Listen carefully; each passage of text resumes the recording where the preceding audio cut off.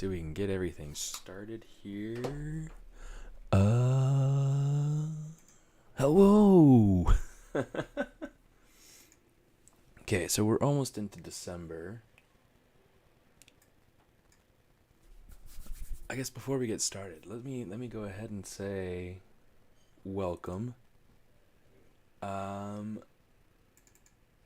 We had some fun last time.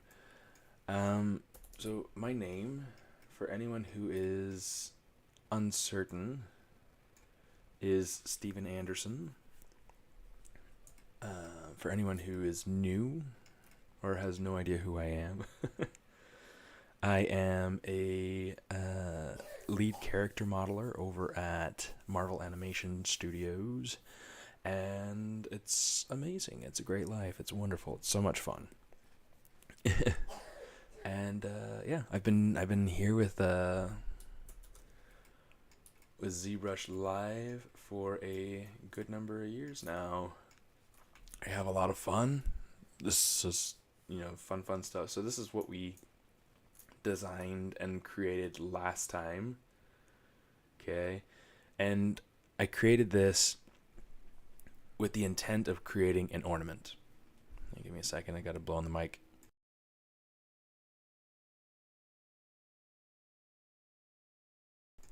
Sorry, a little bit dusty. I didn't want it to be dusty. But I also didn't want to blow in your ear. It could hurt. So yeah, this is what we created, and we created it all during the stream last time. There are some things that we can go through and kind of fix. But really, this is looking pretty good, and we were able to get a good sculpt done, and I think it was like 3 hours that we spent on it. So not too bad. If you want to be able to check it out and be able to see the full process, feel free to go and check out I guess it wasn't last week. It was like 3 weeks ago, because last week I had Designer Con, and then the week before that we had the ZBrush Summit, and so nothing happened that week. So yeah, I mean, that's where we're at. I've got like a couple different ways of being able to do this beard, and I think I'm going to do it like this. Super good. Okay, so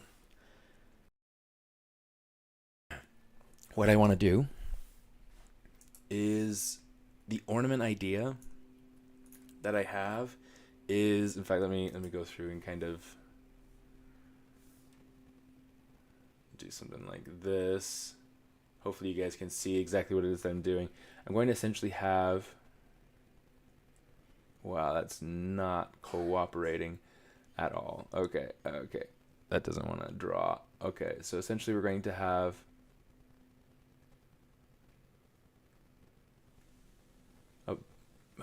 I'm not going to worry about it. I'm just not going to worry about it. It's not going to cooperate.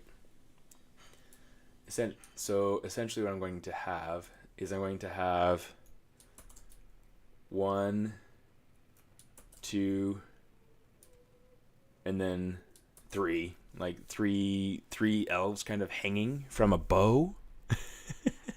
And then the last elf is going to be hanging onto like a present. I think that's kind of the idea of what I'm going to be doing with this ornament. So and what I want to do is, I want the last elf to be a little bit chubbier, so we'll have to play with that too and make a new elf. But let me see real quick. Do we have anything hidden that we can get rid of to lighten our load? Yeah, we can take this. Let's delete that. I'm just trying to make sure that I have the least number of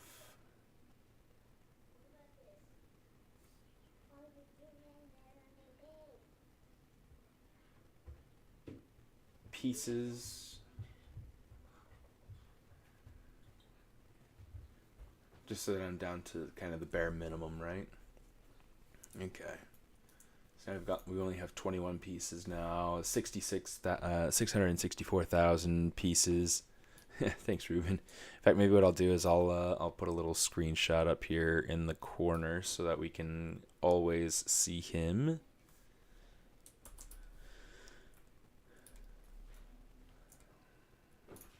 And now we can go ahead and get started. So keep stuff up here. Keep stuff up here so that you don't make a mess downstairs.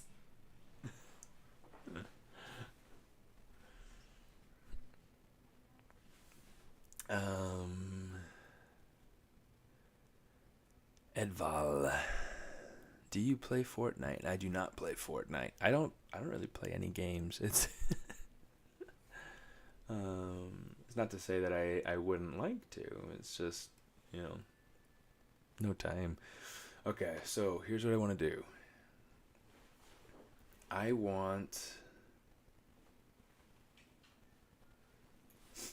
One of the things I want to think about is that for me, I think that I would like to have this elf reaching on to, or like holding on to something practical, like something real, something it's like not something that I have to 3D print to exist, something that's already existing.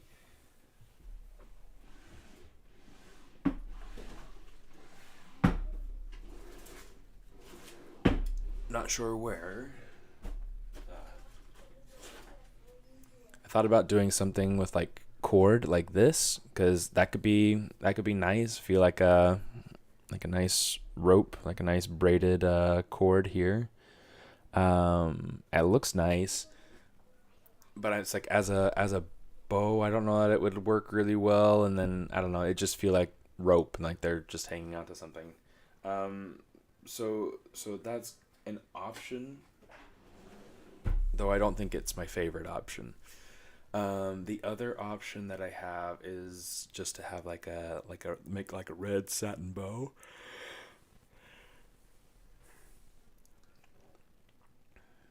And I think that feels more doable for me.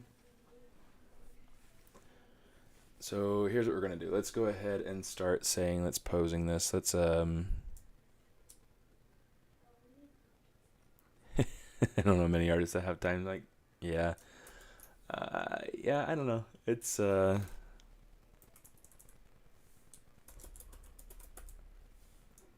gonna say elf ornament 01. So let's start posing them. How far into the sculpt do I start to add color? It kind of depends. The color is not going to be important in the end, because he's going to be 3D printed. In fact, I've got to go through and finish these shoes so that they don't look so blocky. But if I'm doing something that I'm trying to present or add some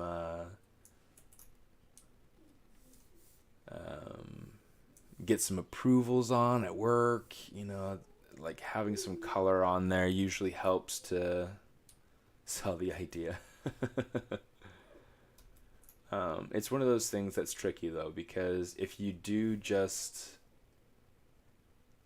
you know what, I want this whole bit right here.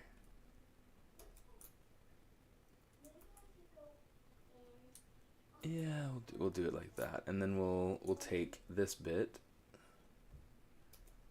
and just make it its own. That'll work.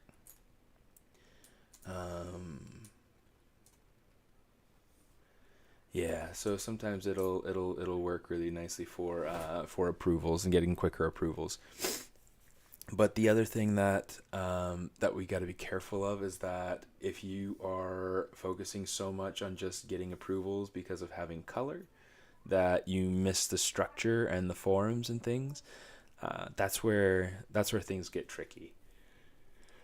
I'm gonna say crease PG.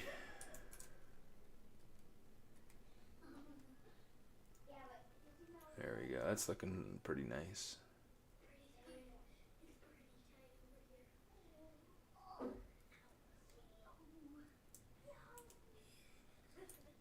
Okay, the shoes are not breaking the silhouette enough. So it's kind of pull that out, pull this out, pull this out.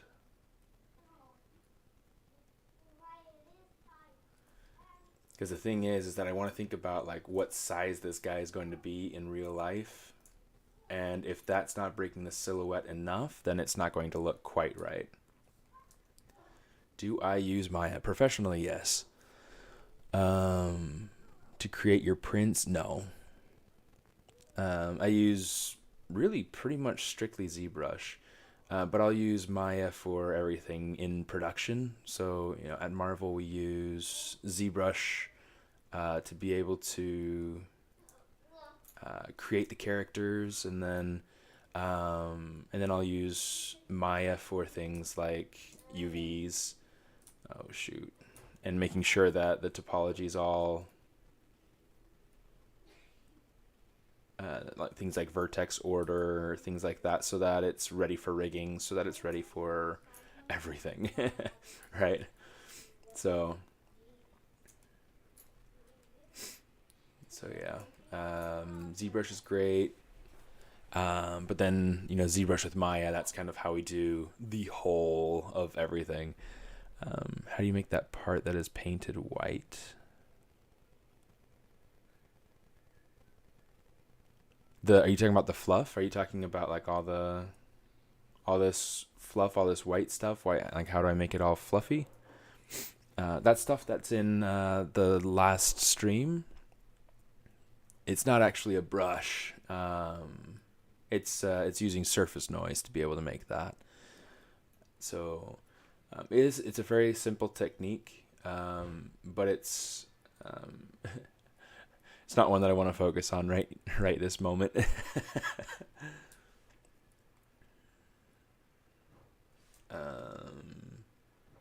let me see. Okay, I think we're good. I'm going to go ahead and just kind of save over Elf 4, so that way we don't have to worry about losing that latest file. And now we can go back to ornament.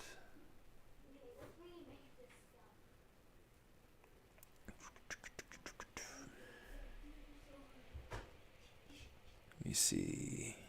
Do you guys use a lot of displacement for the final look of the model? It's funny, interesting, like right now, usually I have a lot more people commenting on Twitch. We've got a lot of activity on YouTube right now. That's pretty neat. So do you guys use a lot of displacement on the final look of the model? Yes. Yeah, absolutely. Because there will be a lot of things, like for instance, the character's body. We go through and try to make sure that certain shapes and certain edges are hit, and those things are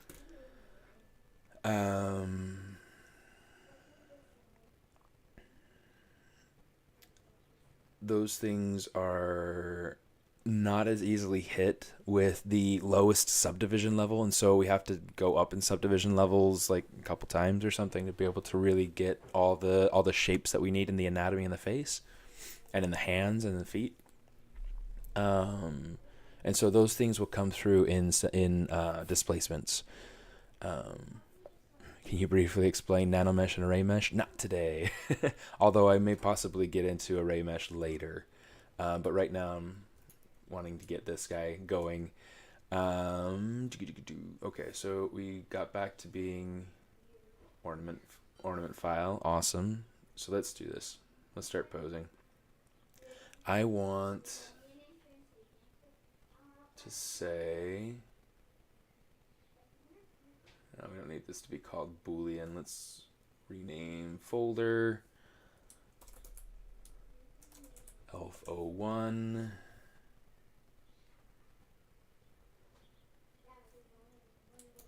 Yeah, it's the hair. It's not the beard. Normally, what I'll do is I will I'll go through and I'll rename everything.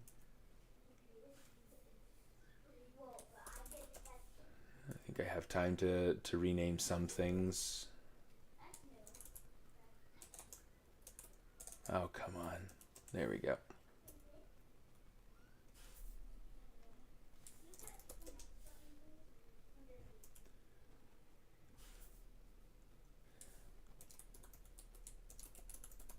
Belt buckle. Fluff. Body. Oh, arms. It's like going through and renaming everything. It takes some time. Mittens or hands, however we want to name it. Hat.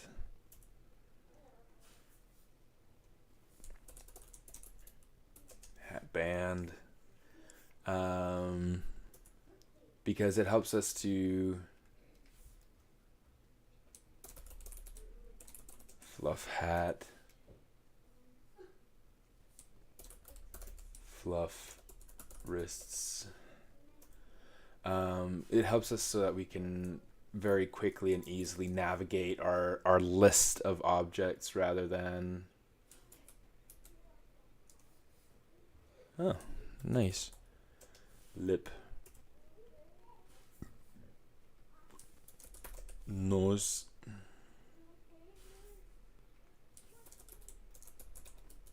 Eyebrows. Beard. Hair. Yeah, it just helps us more quickly and easily navigate kind of what's going on. And usually what I'll do is let's expand this out so we can kind of see what's going on. Right now I have everything kind of mixed up. I like having things in order, so I'll have like the shirt, the shoes will be last, but the belt can kind of come in. In fact, let's put clothing below the body. I usually put things below the body anyway. Let's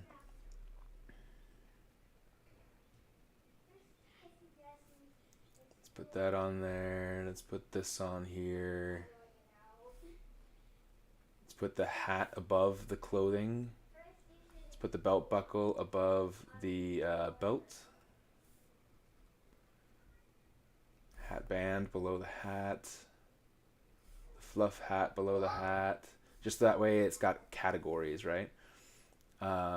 Lip below the head, beard below the lip, nose above the lip, eyebrows we'll say above the beard, eyelashes below the eyebrows. So this way we have everything kind of starting to be in an order that makes sense and that we can keep track of. Let's put the fluff below the fluff body, so that way it's, you know, kind of in a situation that makes sense. Below the fluff wrist, let's put the hands and mittens. Let's put the hair up above the beard. The shoes, everything's in order now. Everything's in the order that I feel like I want it in.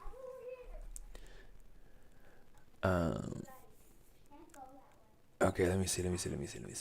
Let's back up a little bit.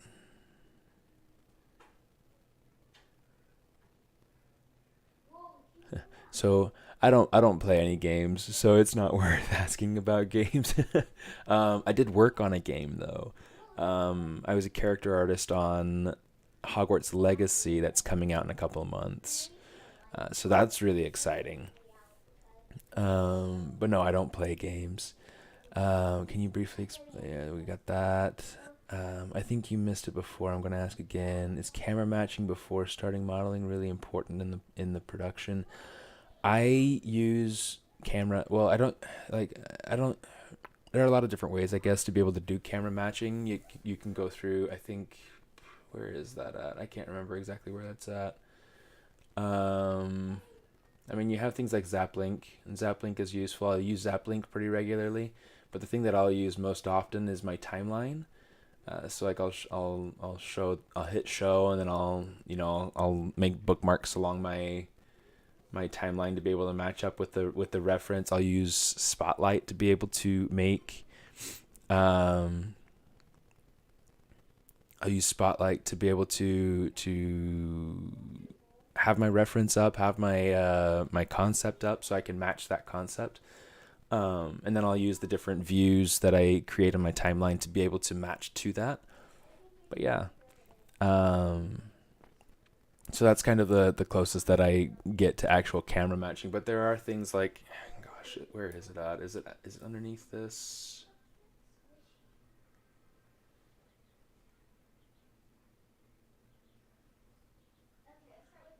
Store cam. Yeah, this sort of stuff right here. This is where you can go through and kind of match to specific references, and I think you can have a specific spotlight attached to it, something like that. I'm not entirely sure about how this works, but I do know that that's kind of what this is used for. I just I'm not familiar. I haven't dug into that yet, so it's not something that I'm familiar with how to use, unfortunately. All right. So with this, I now have elf number 1. I'm going to say duplicate. It's like I can't see my screen because the sun's right behind it. Okay, let's go ahead and rename this folder elf2. And maybe with elf2, what we can do is we can open this up. Let's turn off the beard. Oh, that looks nasty. That looks so bad. But it's a different character now, right? So now the only thing that we would have to do is like make sure that this becomes combined. But now it's another character option, right? That's so funny. That is so funny.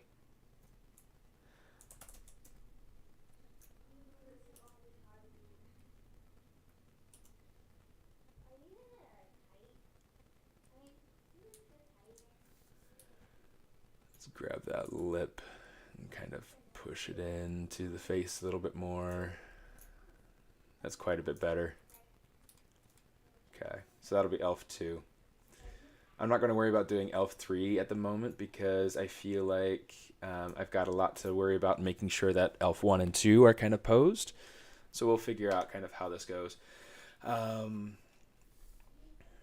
maybe what I'll do is I will say duplicate. Okay.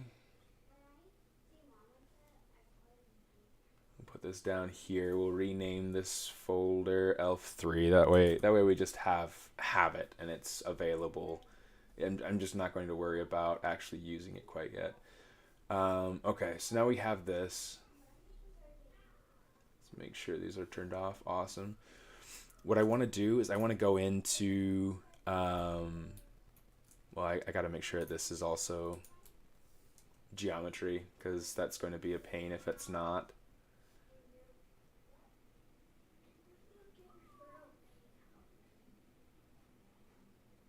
Yeah, I'll keep it. I'll keep it the way it is. It's good. Let's say apply. So that way we have our geometry and everything should have the thickness that we see currently, except for the belt. I think the belt does not have. Okay. There we go. Okay, so now we're good. Now we're good. What is the purpose of Dynamesh? Dynamesh is just a method of sculpting. You can see, like, I mean, if you see my, come on here, you. If you see my hat, the hat has nice clean topology, and this is something that could be used in production. This is something that's, you know, nice. But if we look at something like the face is just Dynamesh. This is something that's just for the sake of sculpting and just for the sake of designing. It does not have topology that's ready for production, so it's not, yeah, it's just not clean. It's not good and ready to go. That's really kind of the big thing, is just that Dynamesh is just for creative sculpting. It's not for production unless you're talking about production for like 3D printing and miniatures, you know. So like this for instance was done using a lot of Dynamesh. It does not have clean topology in ZBrush. Okay, the shark.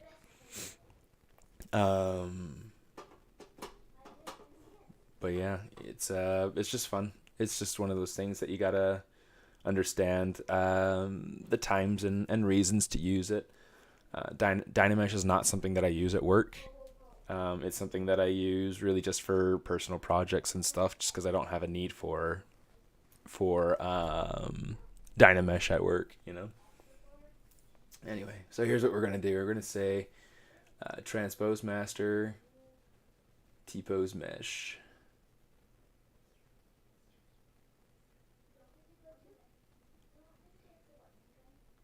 Okay, it should hopefully look really, really different here in just a minute. Yeah, there we go. You see everything is all combined into one subtool. So I can go through and I can move everything all at once. Here is what we are going to do. We are going to take this guy, and I'm not going to work with symmetry on this. I am going to say, let's turn it. I want to make sure that his body and his hands and his arms, everything's kind of moving off in a different direction than his head. So I'm going to take this head, let's kind of rotate it. We'll rotate the body a little bit more. Okay, so this will help to give us a little bit more of that sort of feeling of what we're looking for. The next thing I want to do is I want to start moving the arms into position. Yeah, this is like so much. Like you gotta kind of think about things in stages, and then you gotta kind of acclimate or situate things so that they're working together. So hold on a second.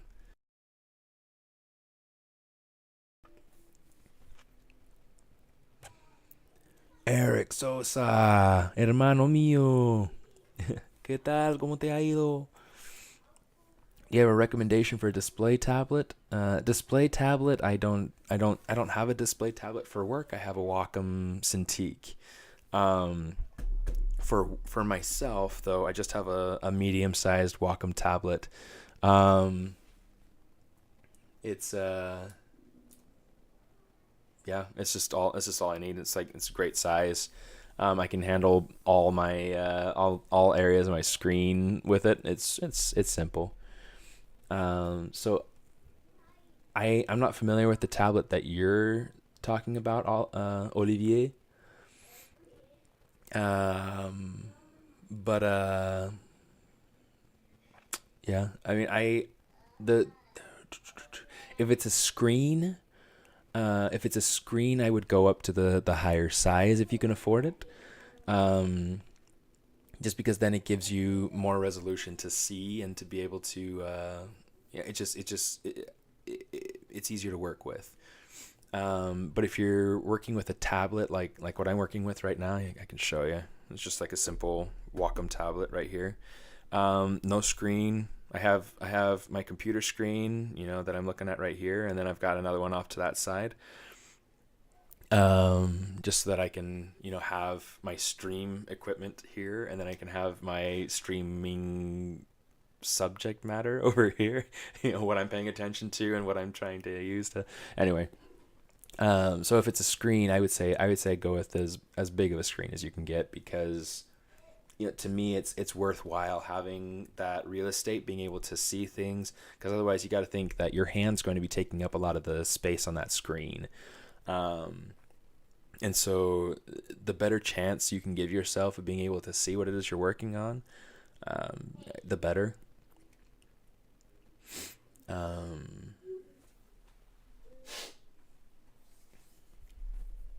But yeah, that's kind of my recommendation. Buy them both. The only way to know. Oh my goodness. Don't buy them both. Hey Bane, how you doing? Don't you need to use Dynamesh to merge meshes together? Yeah, at some point. But for production, for stuff for shows and movies and things like that, I'd never use Dynamesh.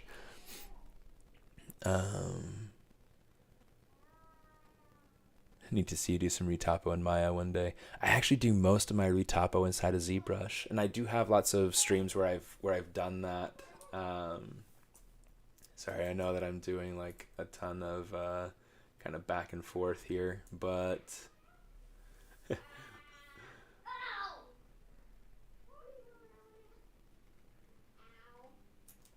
let me see. Actually, let's try something kind of more like this. Oh.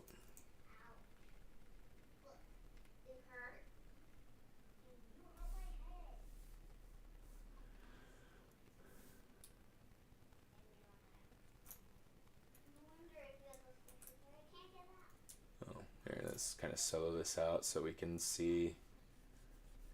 I don't want to affect this area. What I want to do is I want to give the beard a little bit of a twist. Not a ton, but enough to help it feel a little bit more dynamic. So let's grab this transpose line. We'll just kind of twist it up like this. I've got to think about kind of the silhouette of how this is going to look from different angles.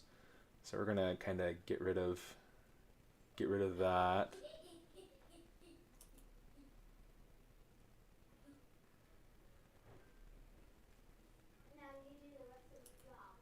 Now let's kind of pull this up a little bit here. But this will help it to feel a little bit more dynamic.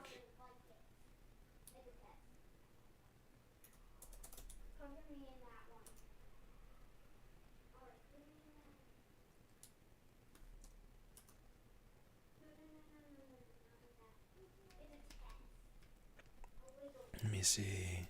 Tenemos que ir a comer taco para celebrar este video. Yeah.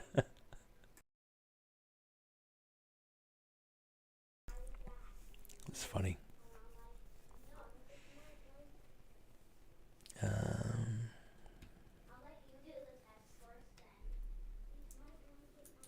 Yeah, so these subtools, merging these together is just strictly for posing sake. I won't be using this exact piece for my piece. You'll notice that like I lost detail in places like my fluffs. My fluffs are all kind of lower resolution. Thanks, Maverick. Dynamesh is your best friend. Yo, I will hunt your retopo videos down. Yeah, for sure. It should be up on the Pixelogic YouTube channel. You'll be able to find all the VODs there. Spiral brush for the beard twist. That's a good idea. Just like right now, I feel like I've gone too far. Here, let's see. Let's do this.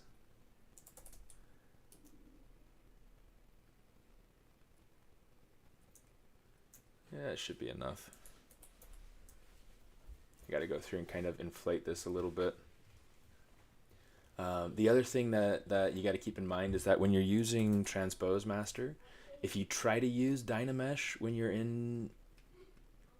in Transpose Master, first off, it won't work. It's not turned on. You see Dynamesh, it's turned off. Let's close it so we don't accidentally turn it on. But if you did, it will ruin the connection to the original model. So, you know. Hasta luego, hermano. Que te vaya piola. Que te vaya regio. Que te vaya re padre.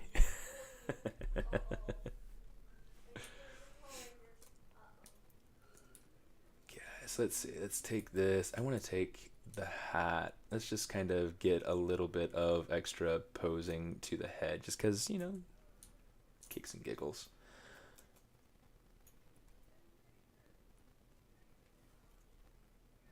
You know what? Maybe we'll use the spiral brush a little bit on this. Let's see, spiral, spiral, boom. Now, which way do we need it to go? Other way. Alt.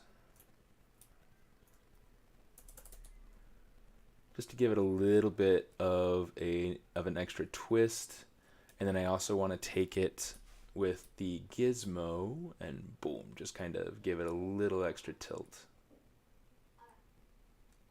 In fact, we'll give it a little extra tilt this way too, so that it's so that it feels like he's kind of like trying to hold on more for dear life. Poor guy.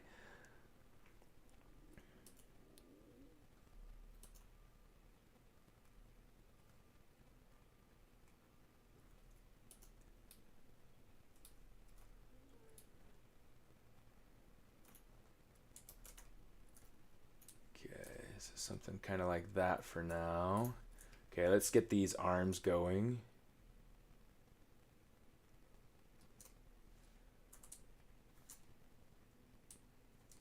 Yeah, let's go ahead and kind of come over here. Let's rotate them up a little bit.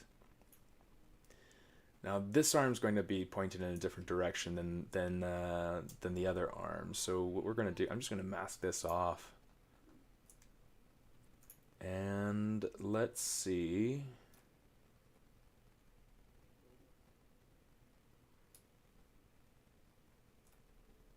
What we get here.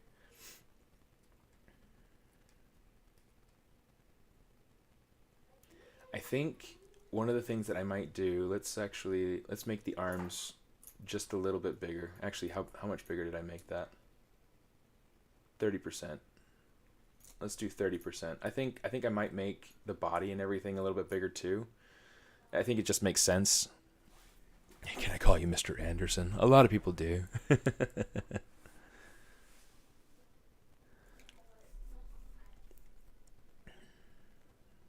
It's always inspiring to watch your stream. Thanks and good wishes. Thank you, Truth Seeker. It's always nice having you in here. Your Argentinian is great. Che boludo, ¿qué te pasa, pibe? I actually learned Spanish in Chile, so it's so I'm more Chilean than I am Argentinian, but I love Argentine though. It's there's such a cadence to it. Um, it's like super relaxed and everything. It's really fun. I really like Argentina. That's one of those places that I want to visit someday.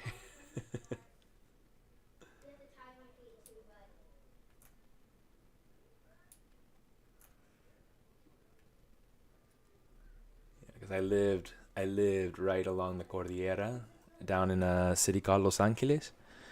Che boludo, yeah. It is 100% Argentinian, yes. 100%, c'è il pibe. Yeah.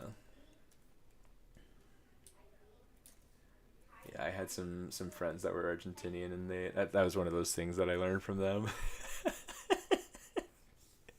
It was funny. It was funny. So one of the things I'm trying to kind of look at and be careful of is I want to make sure that this is intersecting nicely. Let me see. Let's grab the move brush. In fact, I'm going to turn on my curve. Turn on that Acu curve. I don't want this to be so sharp though. Let's do something kind of more like that. Eh. You know, let's make it sharp, but let's make the focal shift a little bit bigger so that we can get a little bit more of like a corner to that. I just wish I could like soften the Acu curve without losing that power. It's like it's just a little bit too much. We just have to kind of play with it because it's like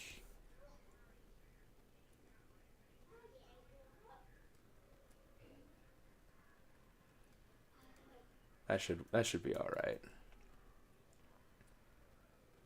It's kind of rotate it some so that it feels more like it's wrapping around his body.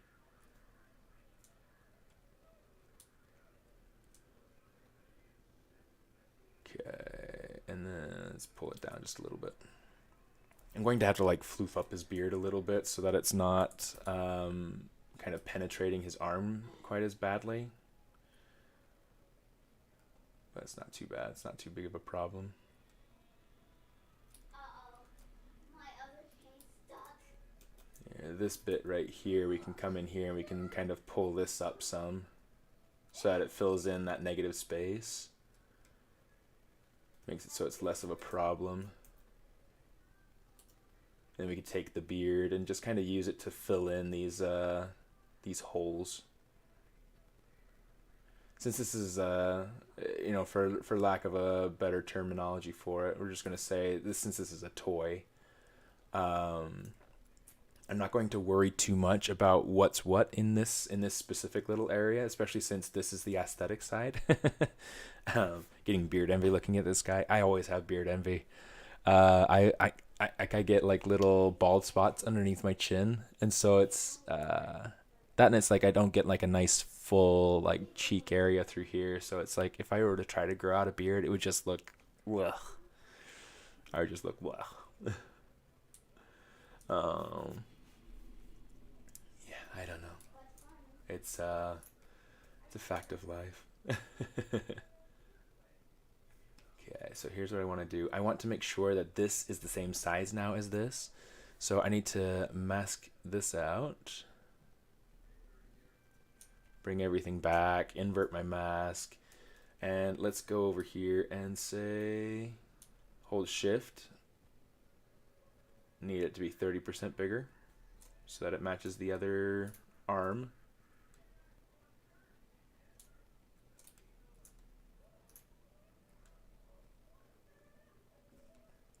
Let me see, just comparing like size-wise, like arm to body sort of ratios.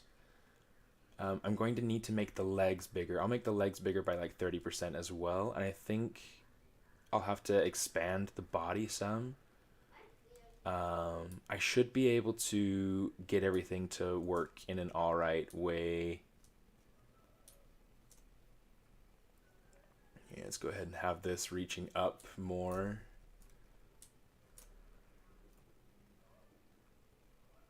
Have it kind of come over here some.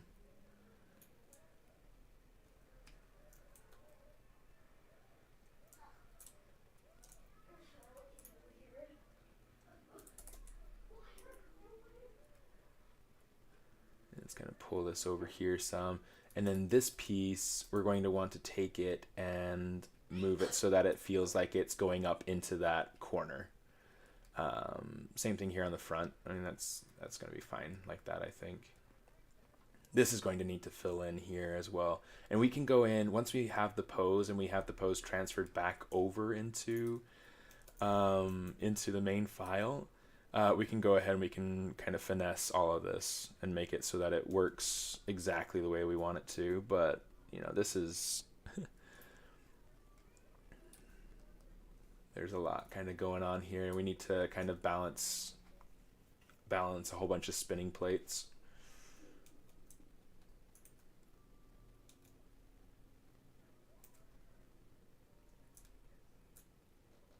Yeah, let me see about grabbing this, and we'll say expand it out this way, expand it out this way.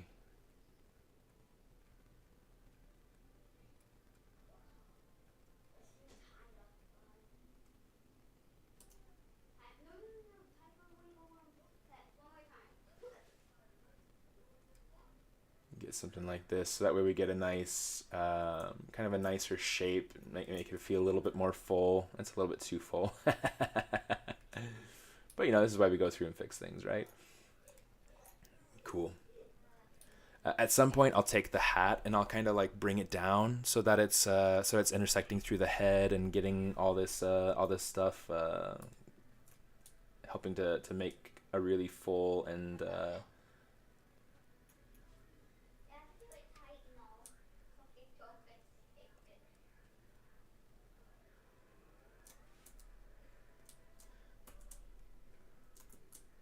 let's go ahead and we'll mask that off. I want to kind of keep playing with this right arm here, just to see if I can get it to feel a little bit more,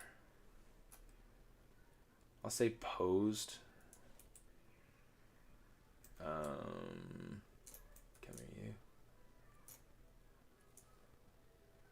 I'm going to take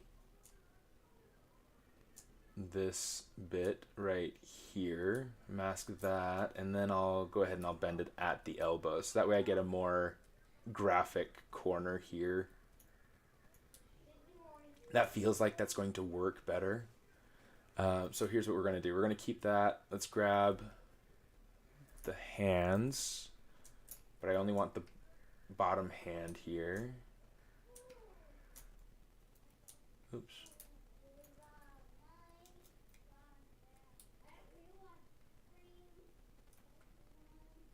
Let's go ahead and center that. We'll rotate it so that way it's got a little bit more of that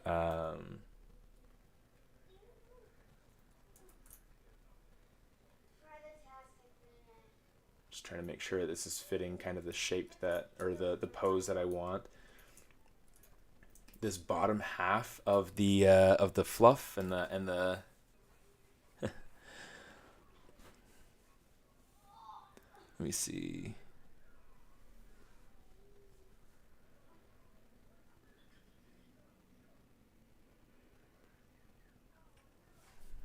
Let's see if I can catch up with chat here for a second.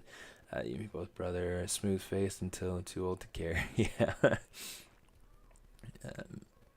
Matte material looks great. How did you set that material? So this material is just the skin shade 4. This isn't anything fancy. It's just one of the basic ZBrush materials. Yeah, really fairly simple material. My most challenging project though, that's a little bit trickier and I'll have to think about it. Yeah,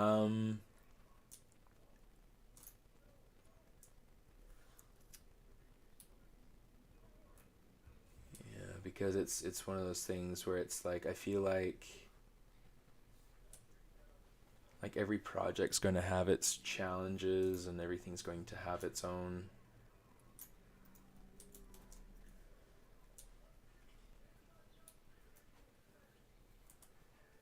Hey, miss.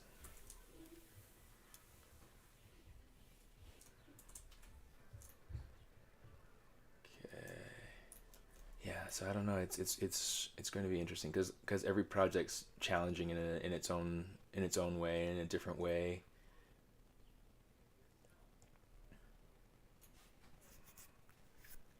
I think.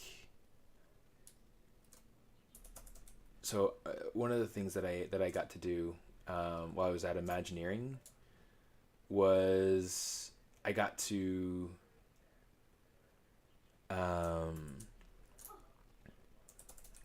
build rides for Disneyland Tokyo. I got to do a ton of different things.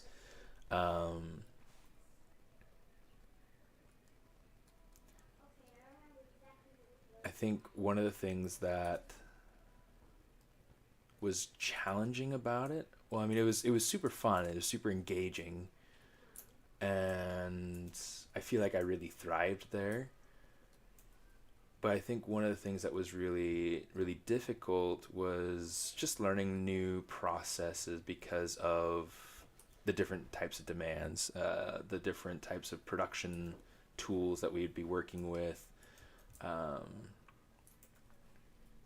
That's not what I wanted. I wanted this piece. Come on, there we go.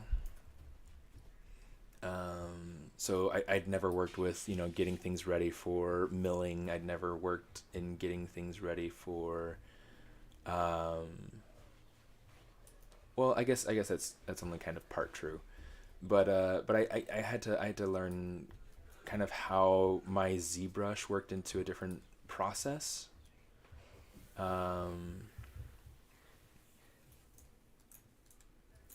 Yeah, I mean, it was great. I loved I loved working there.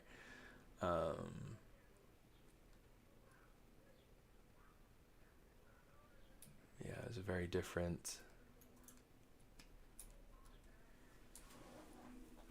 set of everything. Most challenging project though.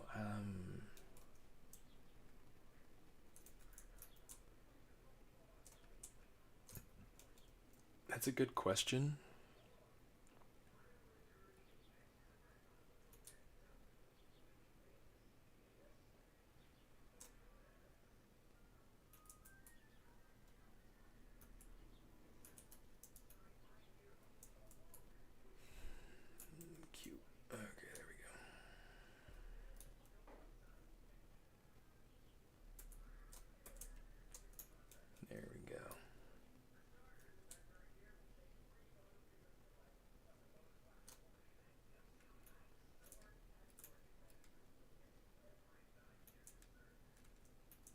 think 25% might be too big. Come on, wrong way. 1 point. How's that? That's actually pretty good. We'll take it. We'll take it. We'll run with it. Yes, I know a few people from India. One of my favorites. One of my favorite. I'll say one of my good friends from India. His name is Bichar. He's an amazing artist. There's also Bimal Kerkata, I think is his last name. It's been a while since I've seen his last name, so it's like I'm trying to remember exactly how it's spelled. Kerkata, I think is how he spells that. Both are phenomenal ZBrush artists. Extremely skilled, very, very, very wonderful. Great people too.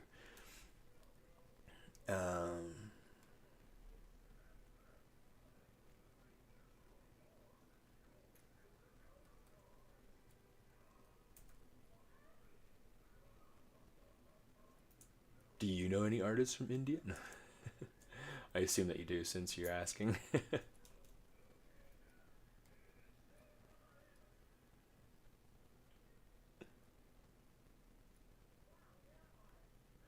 That'd be kind of funny to kind of have it so that the toes kind of come together.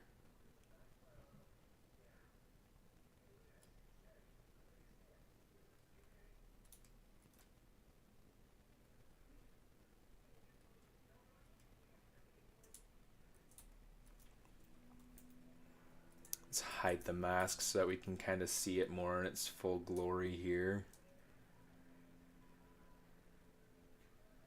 Trying to decide if I want it to be more like that or if I want it to be more like, kind of pointing out the other direction, right?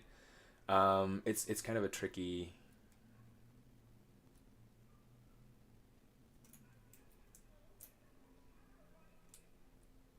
I like that. I like what that's doing for the silhouette. I think that that'll work nicely.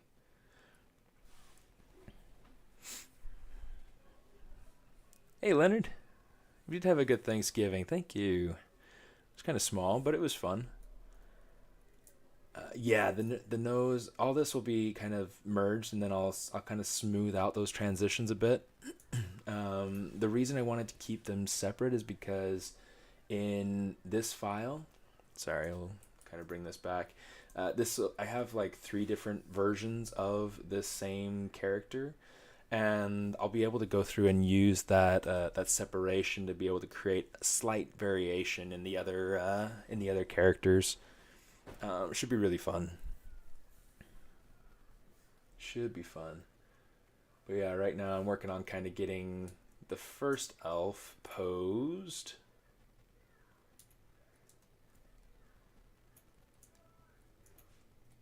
You know what? Let's see. Let's grab this.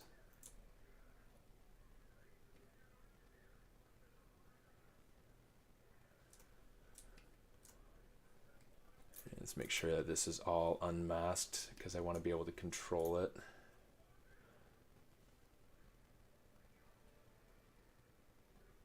Let's try using that spiral brush again, just because why not, right? It's a little bit too much. Let's.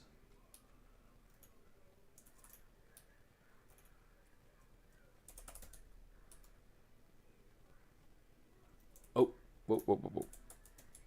Come on, move brush, please. Move brush. This curve back here in the back, I kind of want to fix this just a little bit.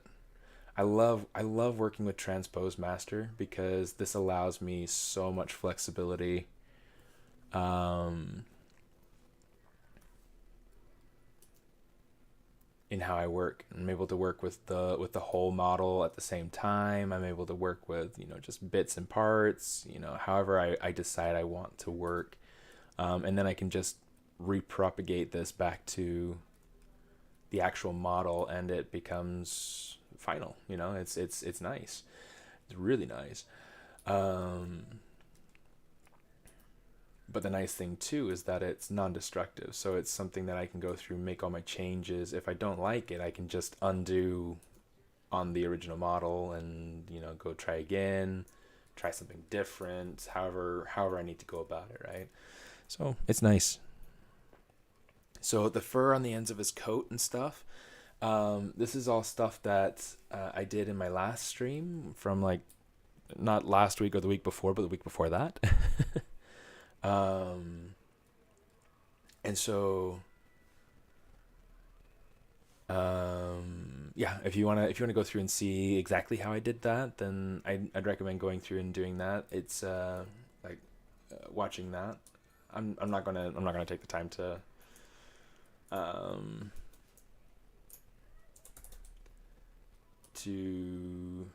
do that today, just because that'd take a lot of time. Okay. Let's go through, make sure this is kind of lined up nicely. We'll use it to kind of fill in the space back here behind as well.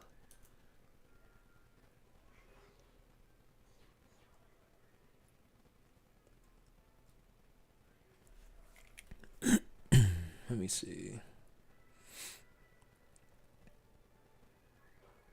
When preparing the sculpt for 3D printing, do you Dynamesh the whole thing together? Sometimes. One of the things that I'm trying to think of, one of the things I like to use a little bit more than Dynamesh is Booleans, because it keeps all my details clean. Once I get to that point, I'll show you what I mean, but it's so much nicer. It's so much nicer because I don't have to worry about, like, if I have like a nice sharp termination of a shape going into another shape, if that's a shape that I want to keep, then, you know, I'm screwed if I if I go through and Dynamesh it. It's going to ruin that detail. But with Booleans, it's going to keep it nice and sharp, nice and clean. So it's just kind of a matter of, I'll say, preference.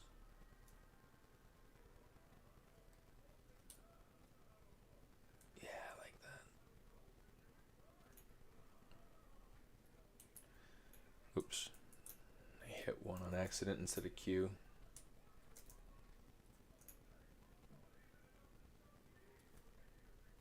I do want this to feel more interesting up top. And granted, one of the things that I'm going to do is I've got to, it's like, I like this pose right here. So maybe it's just a matter of just grabbing the head and changing how it's oriented so that I can get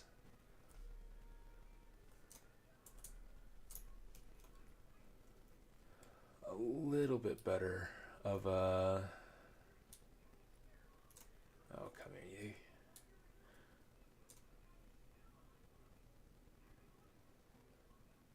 Because, like, I want a little bit better of a pose, or of a silhouette with the hat,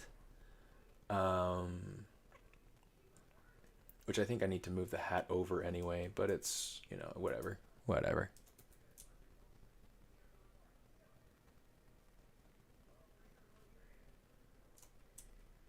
Okay, let's take this and we'll just kind of scooch. It's a little bit better. Okay. Anyway.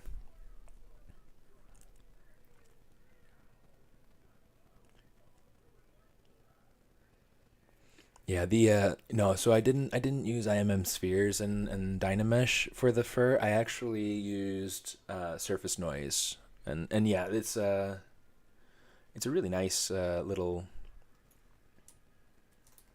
process. It's super clean. It's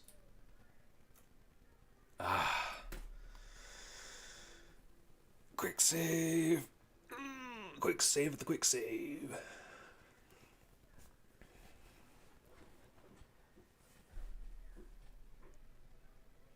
There we go.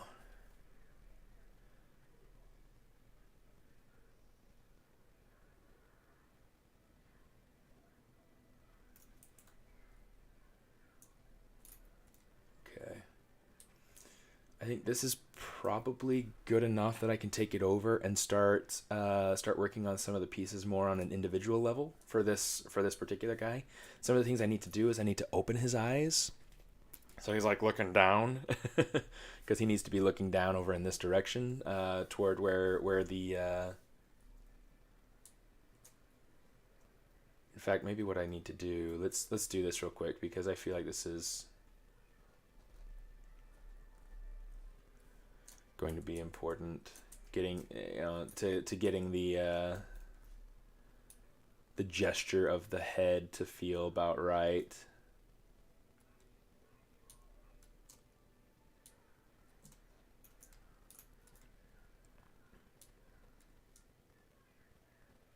It's gonna do something like.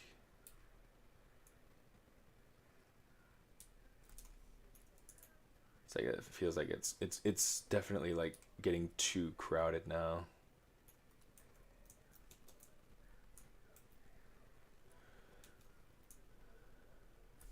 Yeah, let's go ahead and grab that mask pen.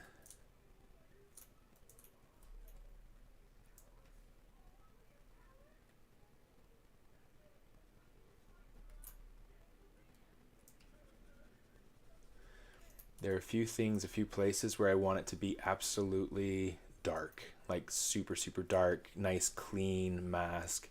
This spot up here, kind of up, a little ways up the model. This is where I want it to give my most bend. I can change my RGB intensity. Oh shoot.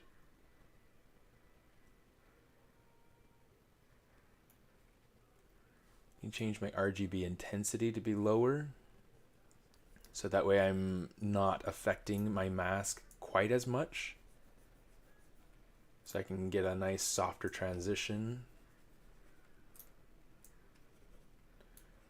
Can Control Alt to be able to kind of eat away at it a little bit.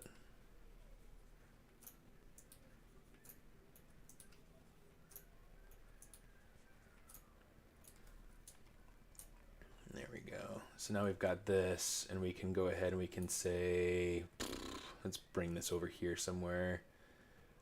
Turn it up.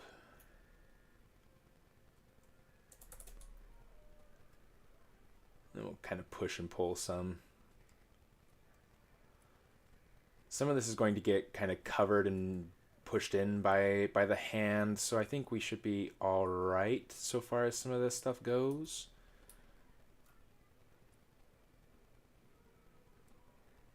And then the beard's also going to be opened up too, so it's like we gotta. In fact, let's do this.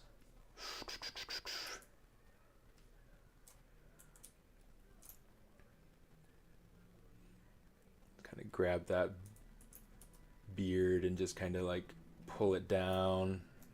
We'll grab the lip. And start to make kind of like a whole, like a surprise sort of sort of shape. I don't know.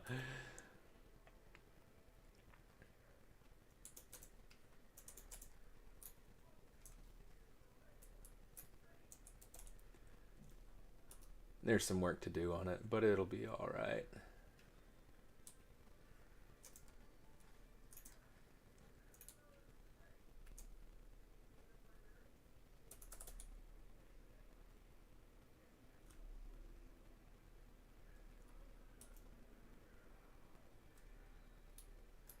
And then for the mustache,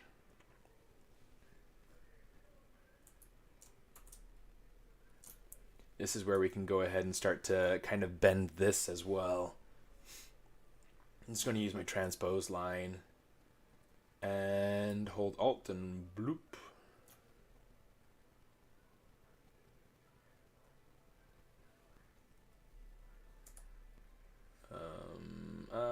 What am I doing? Okay, brush move. Okay, there we go.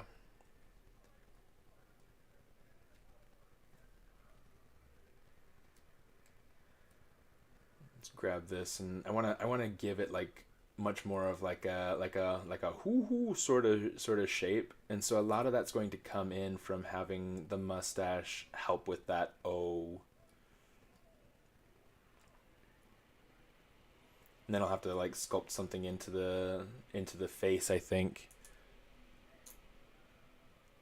Maybe we'll just try to kind of pull this out.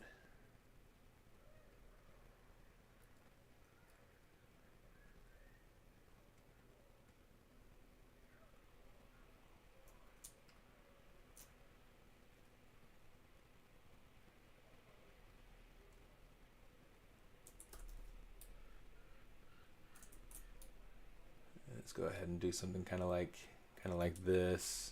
Smooth out the bottoms a little bit.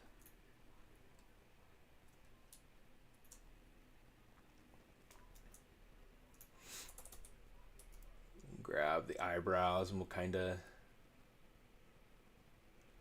shift them around a little bit. Got to make sure that that's penetrating the face nicely there. Grab the head. We'll do the same thing, kind of pull the brow up a little bit so that it feels a little bit more surprised.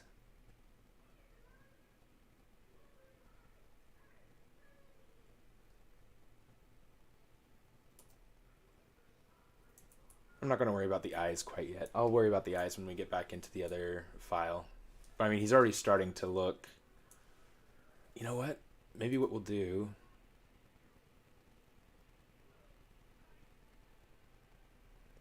is kind of just like pull his eyes down, invert that curve some.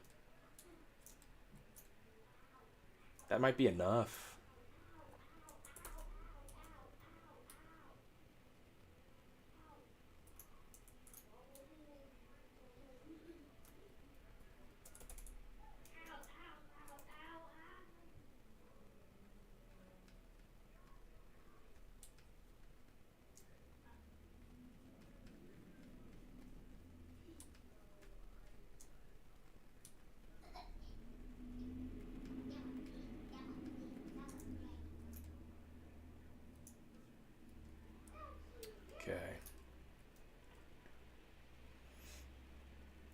Okay, let's call this good for this section of the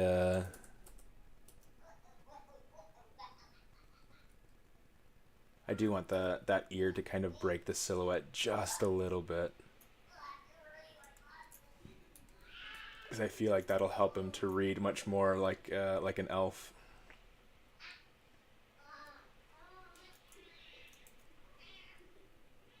Let's kind of fill this area in a little bit better.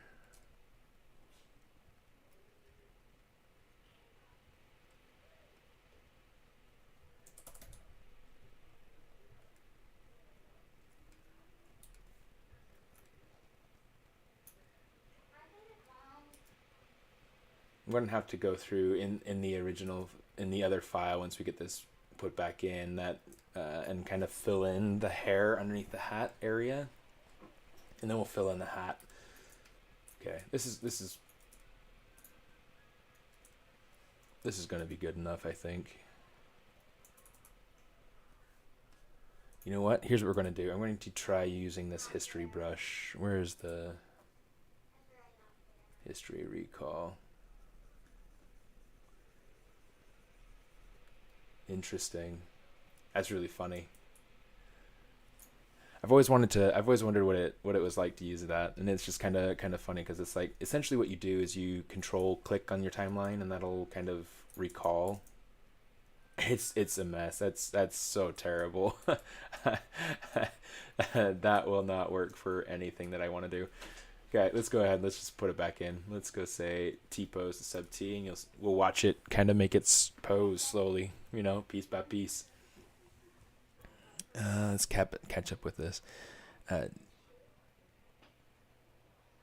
me see.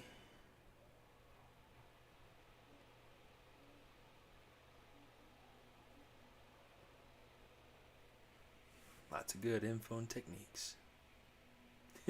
Thanks, Leonard.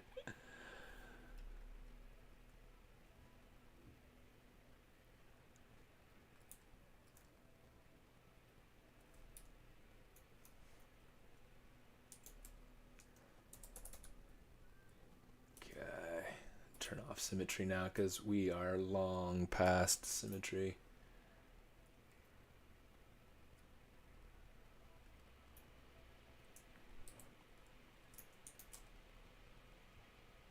Alright, so here's kind of what our first character is looking like. It's not too bad, not too bad.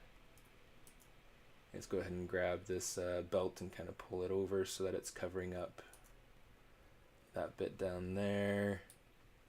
We'll grab this bit of fur here and kind of expand it out a little bit.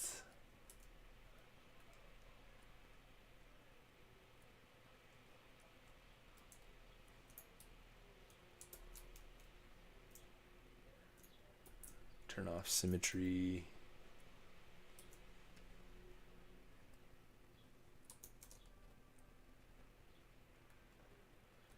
Kind of bring him a bum down, you know, so that he feels a little bit more complete that way. In fact, let's go ahead and color pick that MRGB color fill object. There we go.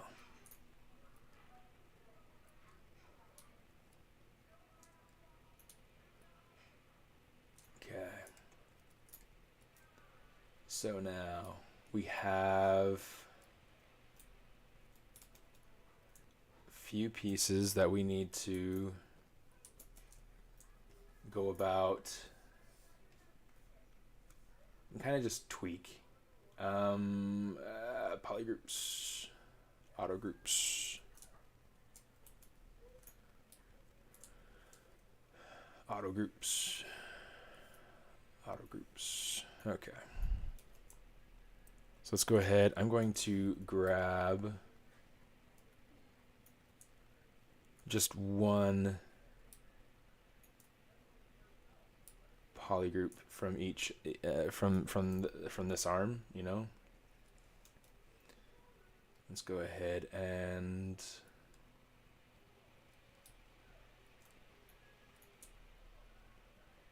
select the whole arm. There, we got to go ahead and rotate this out just a little bit here.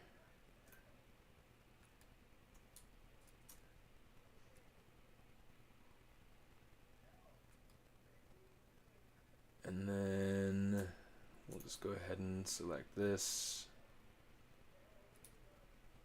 Kind of come down in here, something like this will be a little bit better, I think.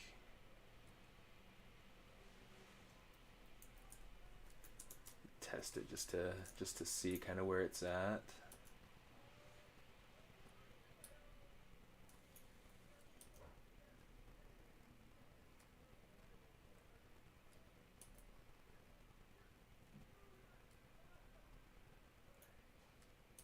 Pull this out some. It's kind of just a matter of balancing shapes. I'm trying to make sure that I'm not getting anything in there that I don't want. Elf don't skip leg day. No sir, no sir.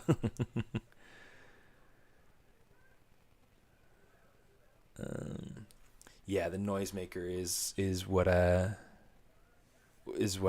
used. So the transpose. So this is a tool. So this is transpose master. The T-pose is sub T. I'd already done the T-pose to mesh, which is where I'd had the character kind of in T-pose, like in the basic pose that you can see up here in the top left. And then I hit T-pose mesh, and that made it so it was all combined, so I could work it all as a single piece rather than having to work each piece individually.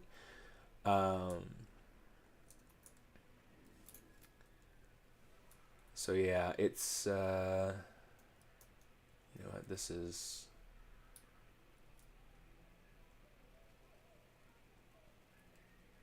not quite what I would want out of this little guy here.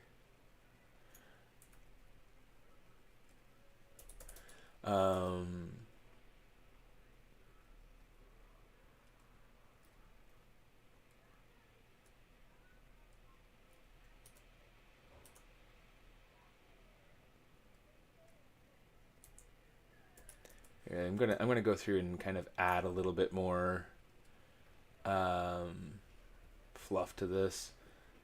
And, you know, generally I would use the noisemaker to be able to make this noise, to make these details, but this is something that, in fact, I don't even know if it has any of the noise. No, it's just gonna be regular noise. It doesn't have the noise attached to it anymore, which is fine. A lot of these details are actually probably going to get lost if I'm not careful, so I'm just going to try beefing up some of it. Let's combine some of these lumps together, make for some bigger details.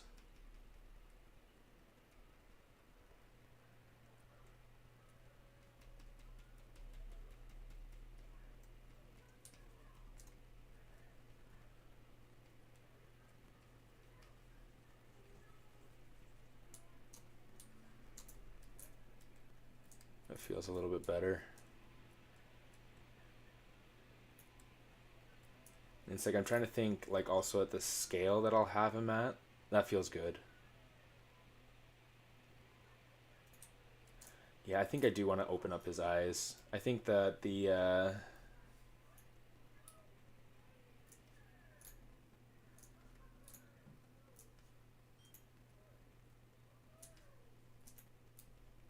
I think that having, oops, turn off symmetry.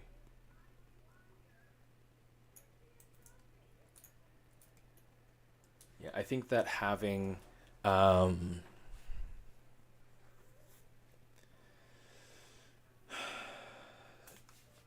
eyes open is going to help really sell the emotion of the character. So let's go ahead, let's do this. I'm just going to look at this with transparency, and I'm going to rotate that up.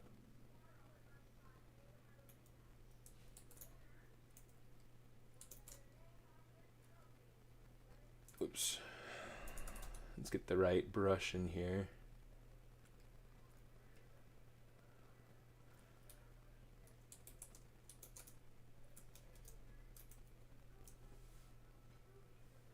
Let's go ahead and use our mask lasso and make sure that these lower details stay in place.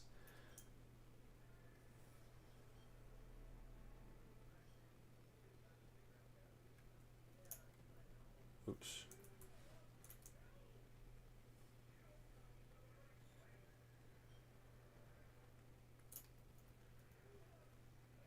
Oh, I have symmetry on. That's why it's killing me. Okay, I see.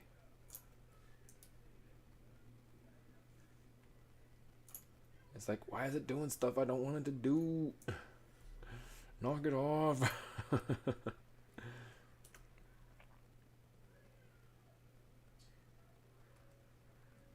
just gonna kind of bring this up nice and big. I'm going to try to watch like my lines over here on the side.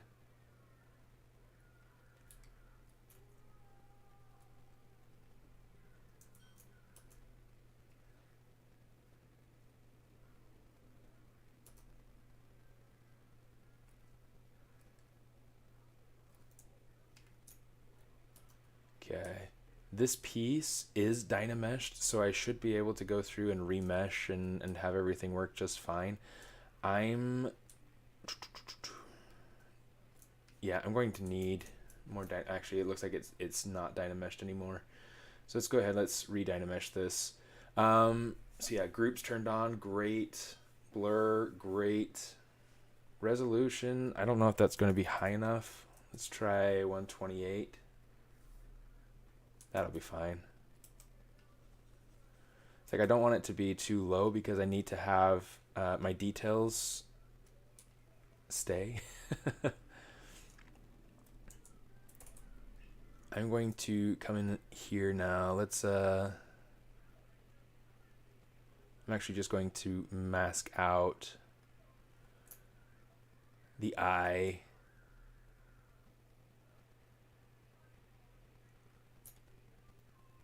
That's a little bit high actually. Let's see if I can. make it feel a little bit more even.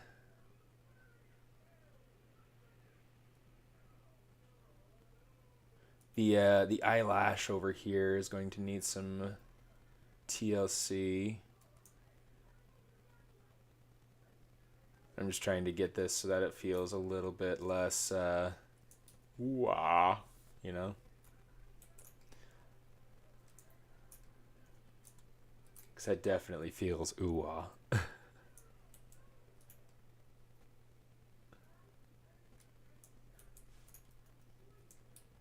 Yeah, let's go through and kind of get rid of some of this.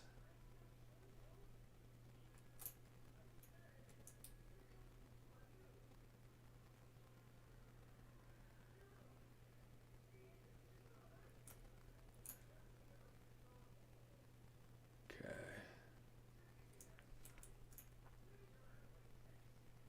It should be good enough. Okay, so what I'm going to do is I'm going to invert this, and I'm just going to say deformation, we'll say inflate. And we'll just inflate it in a negative direction.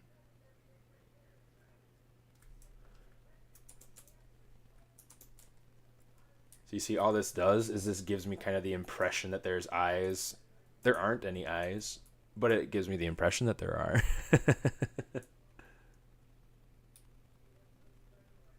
I'm just going to kind of give myself like some white in here.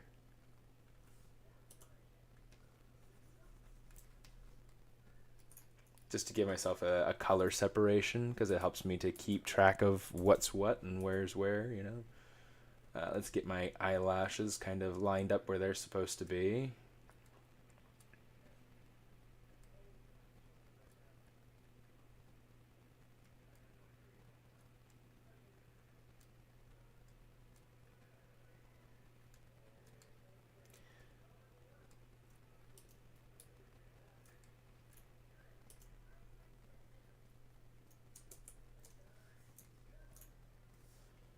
Go ahead and let's get polygroups going here, so that way it's easier for me to grab and control this one.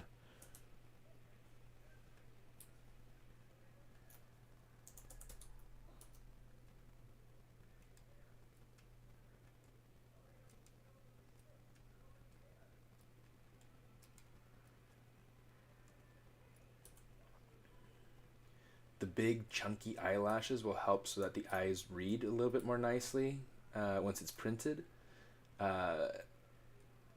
Working at small scales is really, really tricky.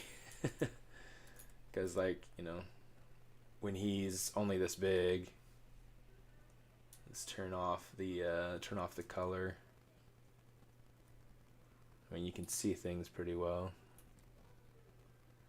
And that's kind of the idea. I think it might be just a little bit too much. So let's come over here. We'll grab these and we'll say, let's just smooth it, I guess, a little bit. It feels like that works pretty nicely. It's always like an experiment. It's always just having fun with it.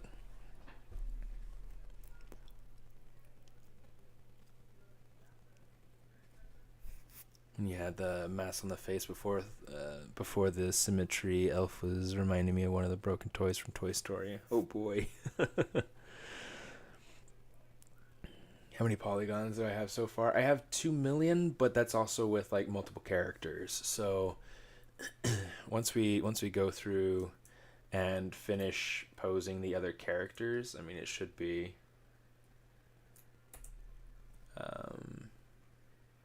it should feel a little bit more reasonable.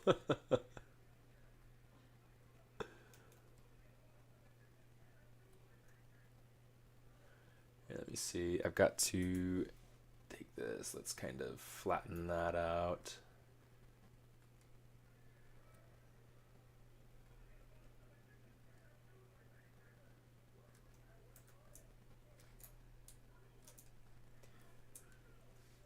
Let me see. I want to try to make sure that all of my,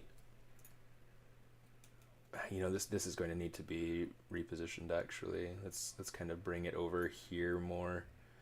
But having this little eye bit here is going to really help sell the way that the character is looking down. It's going to help sell the action, the emotion, everything. So that's going to really help with everything. Here, let's actually kind of pull this out a little bit so that it covers that eye a little bit better. We'll come back over here. We'll say split unmasked.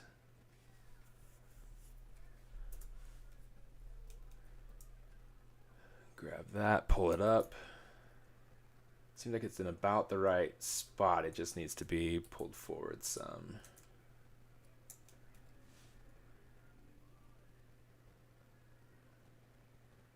Let's go ahead and do something kind of like that.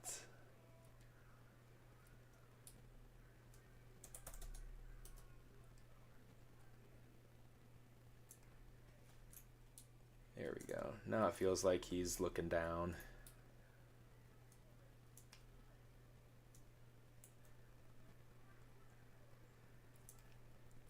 Here, I'm going to take this lip. Let's kind of fill it out a little bit more over on this side. And I actually kind of want to give it a little bit more meat.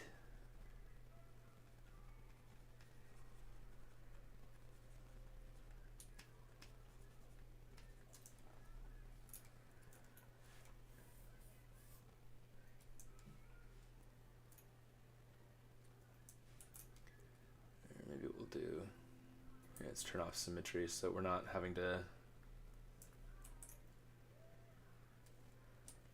deal with too much at a time.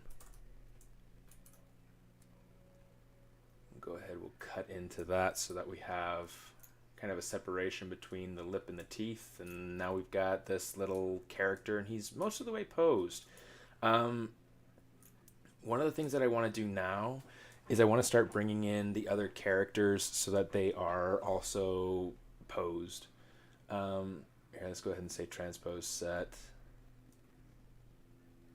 Hopefully, oh yeah, make everything so that we can move everything. Let's make sure this is feeling like he is kind of centered. Got to make sure that this feels like he's kind of balanced, like centered and balanced around this central point here. That feels pretty good. That feels pretty good. Okay, let's go ahead and hit save because I haven't yet. Elf Ornament 1, replace that. Watching from your phone, kind of a small screen. Poor guy. Boss as always. Thank you so much. Here's what we're going to do. I'm going to say, let's grab this guy, put him up in the corner now.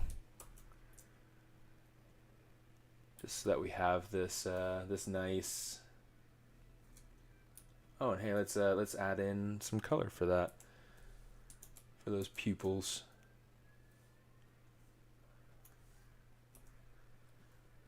There we go. So now he looks a little bit more reasonable.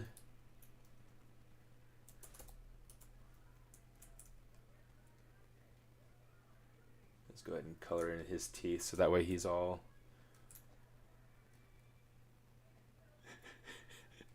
That's funny. We still have to pose his hands, and we'll get to that. We'll get to that. But that's something that I think I'll save until I get... Oh, you know what? I've got this little pom-pom up here, and it's kind of facing off in the wrong direction. I think this needs to go off more...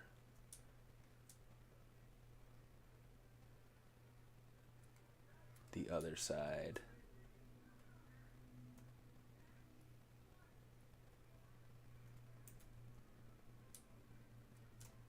Just to help it feel like he's got a little bit more gravity, you know?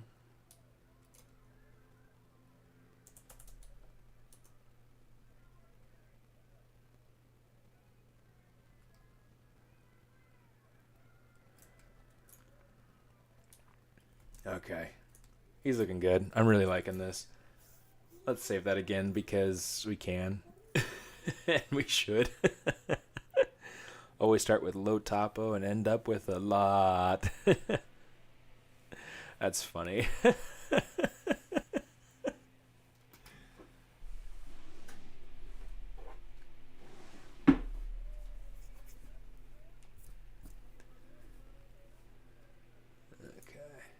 Well, you can see I've got like some issues happening here with the beard. Let's kind of fix some of this here.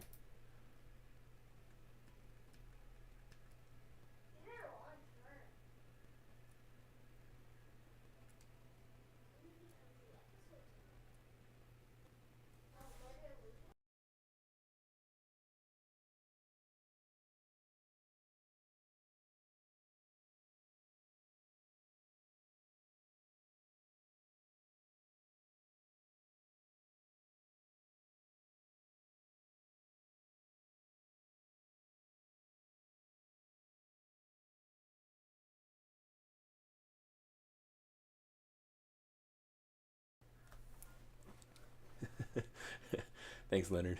Yeah,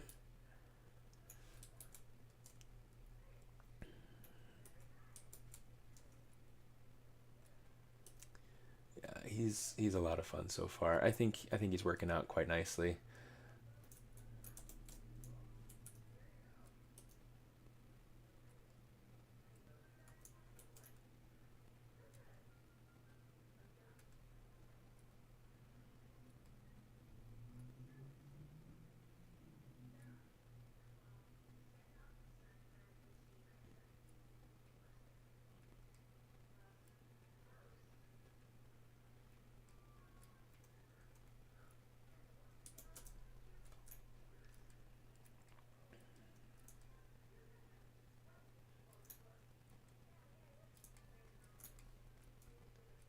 Okay, let's go ahead and grab this fluffle right here, and we'll just see about kind of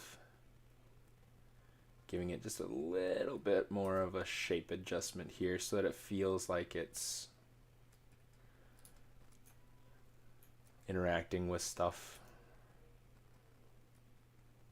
Give it a little bit of lift here over the top of the leg, a little bit of a sinking there in the middle, a little bit of a sinking here and back. And same here up on the top, you know, making sure that that hits more where it's supposed to be.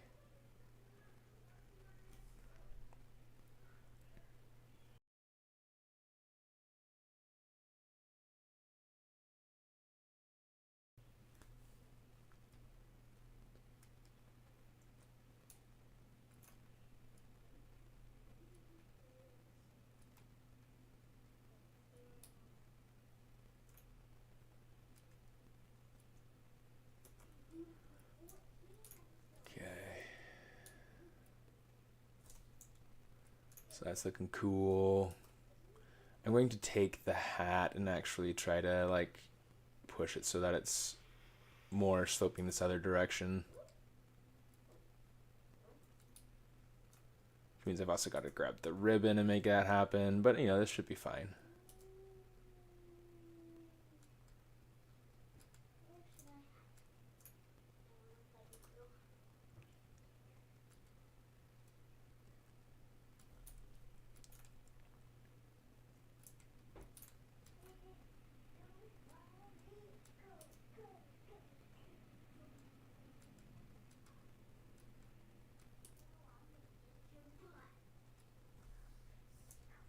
I'm going to take this piece. Let's go in here. We'll say geometry, crease. We'll uncrease all. And then I'll say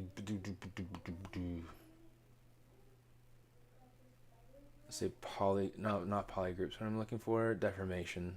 Let's say polish. That's a little bit too much. That is too much. Polish by features. Well, it got me a little bit nicer of a surface. Let's say polish by features.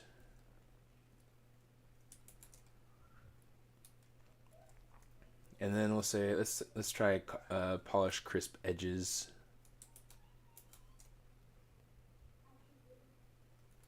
That's a little bit too much.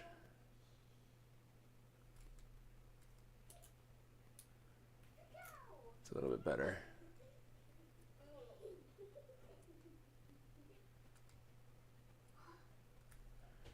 I do need to inflate this probably quite a bit actually, but you know, if I want it to show up at all in print,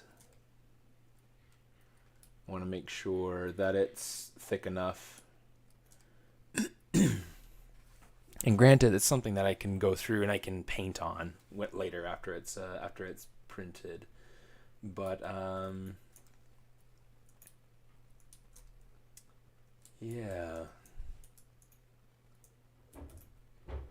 Yeah, let's see. Same thing with this though. I want to make sure that this is not creased.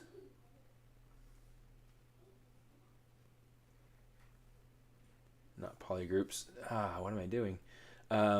Polish by features, and then we'll say, you know, let's add, and we'll say polish by sharp.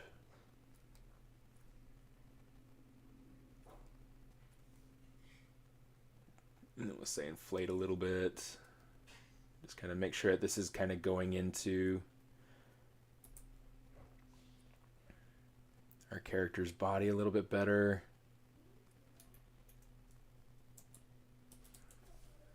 Let's make sure we'll use a little bit of standard brush here,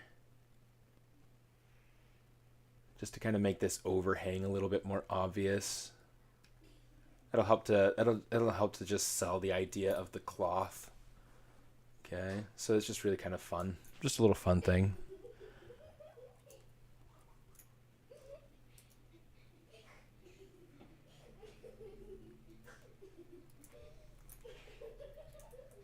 Yeah, we'll keep it like that.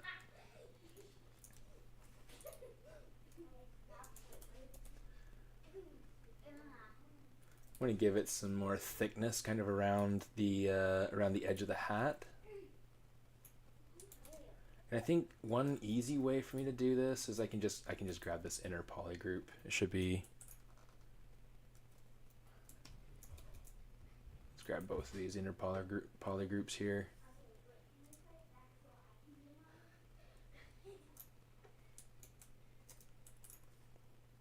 Okay, let's say inflate.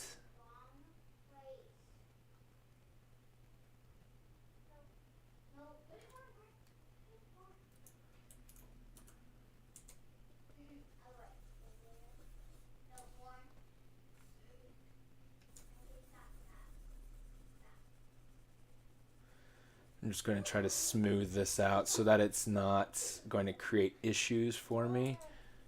Let's go ahead and inflate again. As you can see now, it's going through and it's intersecting nicely. This is stuff that I probably could have very easily done before doing all my posing and stuff, but you know, whatever.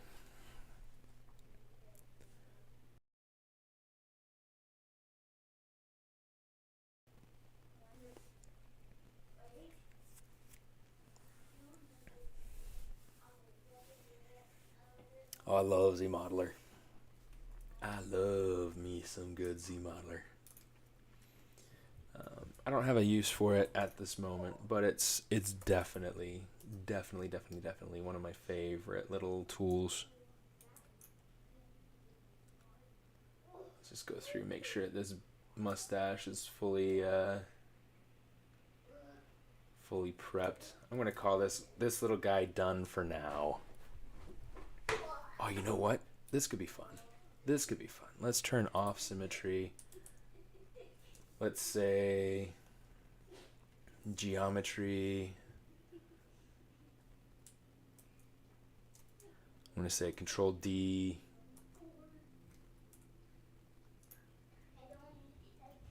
Let's go through and just kind of add in some subdivision levels here. And then I want to add in like some body here on the bottom of the foot.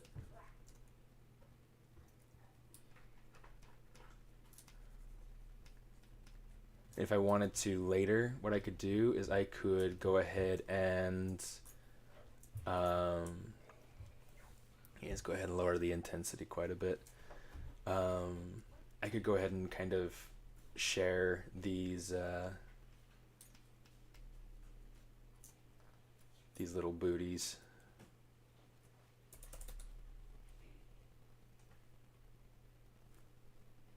Across the characters.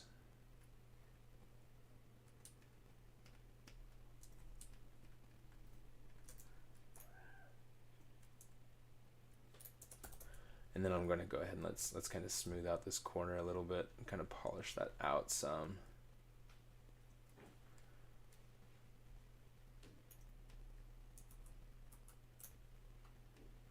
Something I can do to kind of help sell the idea of cloth is I could go ahead and kind of add like a little crease over the top.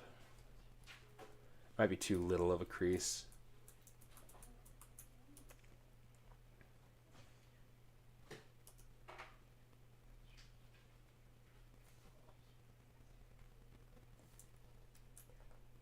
That just helps it to feel a little bit more cloth-like.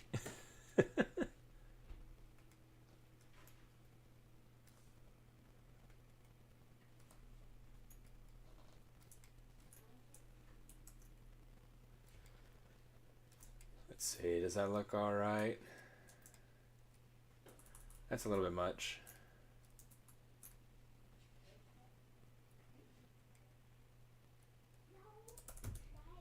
Here's what I'm going to do instead. I'm just going to go ahead and kind of just use my move brush. Just kind of build out some more form to that foot. Maybe give it a little bit of a twist by pulling on it some. I can misshape the top of the opening here just so that it feels a little bit different, so that it's interacting with the, I don't know, with the pull and the energy a little bit more. I do feel like I'm losing some of the heel though on this one, so it's going to be a matter of kind of pulling this one back a little bit more.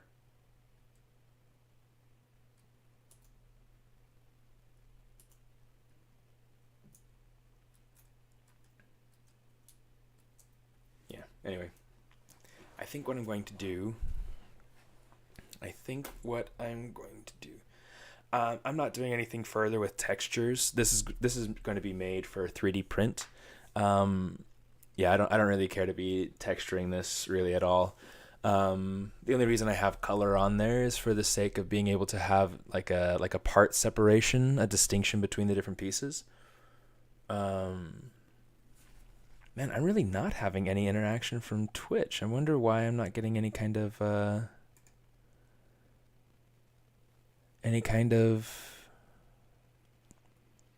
I'm not getting any messages at all through the Restream app. It's like even on Twitch it looks like there are no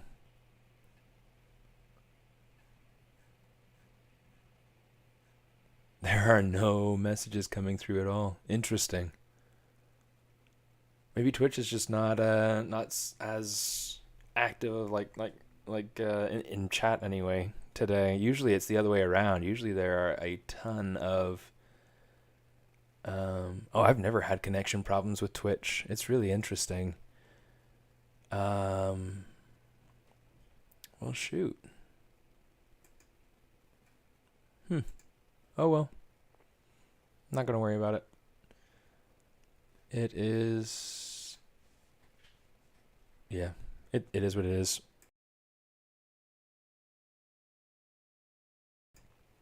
So I guess, right now, if you wanted to be able to chat, it seems like all the chat's happening over on the Pixelogic YouTube channel. So if you're wanting to be able to say something, you feel like it's not going through at all, feel free to jump over to YouTube. Let me see if I'll grab this and I'll Say share, copy. You can absolutely ask something. Let's go ahead and share that in the chat so that it's there and ready, so that anybody who wants to over at on Twitch or wherever you're at that you want to be, you know, you have that option now. Okay. This hair, it's going to need to be a little bit thicker too. So it's, anyway, I'm getting distracted by all the things.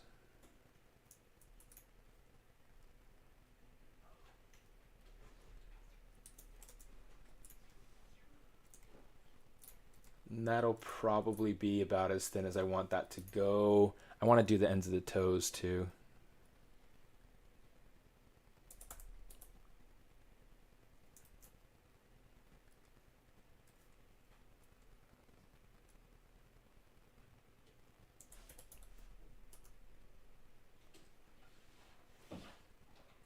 Let's make sure that those are nice and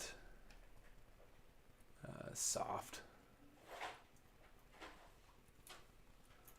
That feels a little bit better.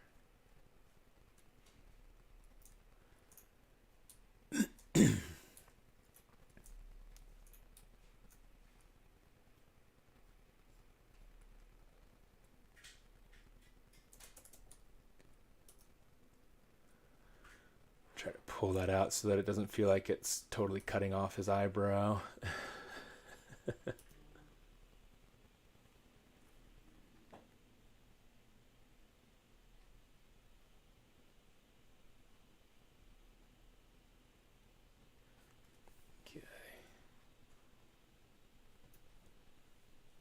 I think what I'm going to do, since we're oh, so Twitch is working just fine. Huh. I think what I'm going to do, let's actually finish out this character, and then I think I'm going to jump over to my own streaming channel.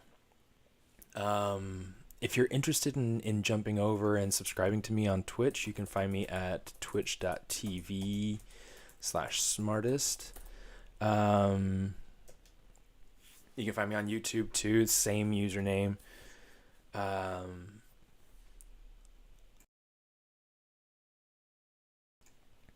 what I want to do, I mean, I'll try to finish this guy here, because I feel like, you know, it's fun to have like complete streams. But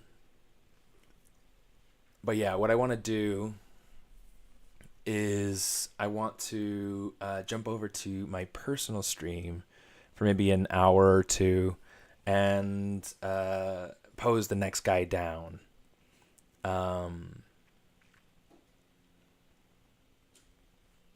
So yeah, let's go ahead and let's use the next 8-10 minutes to finish posing this guy out.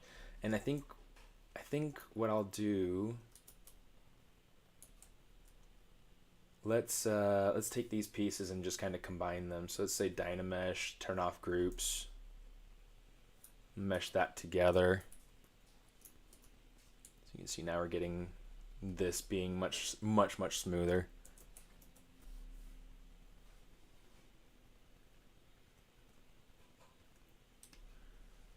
Go ahead and kind of even that out some so that it's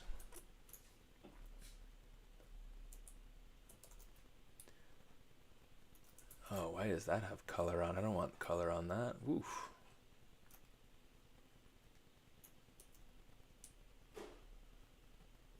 There we go.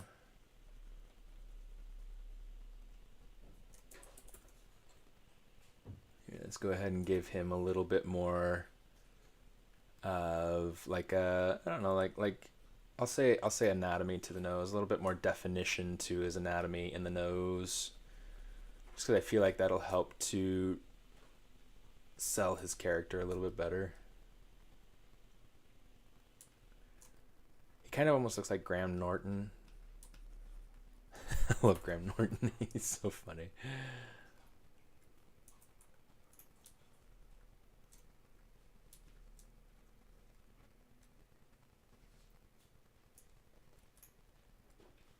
do something kind of like that. That looks pretty good. Let's grab the nose. Turn off groups. Here,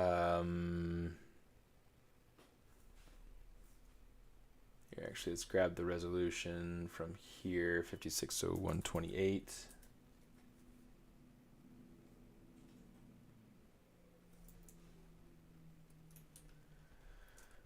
So this way we can kind of blend some things together, smooth it out some. That looks so much nicer. I might just leave it separate though from the face. I think that should be fine.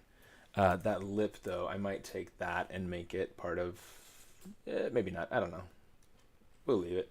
We'll leave it. Let's take this mustache though. Move topological. We'll just kind of pull that back. Pull that back. Grab the mustache. We'll just kind of inflate these corners a little bit so that they are not too thin. Smooth it out, inflate. Let's kind of move it a little bit too. Because otherwise it's not going to print very well or be sturdy once it's printed.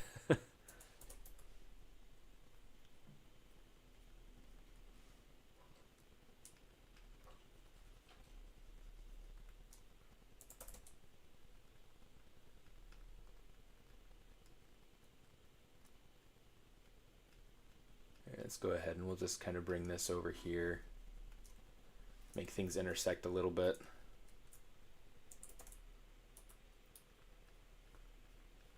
I'm gonna get rid of that ridge because it was kind of distracting.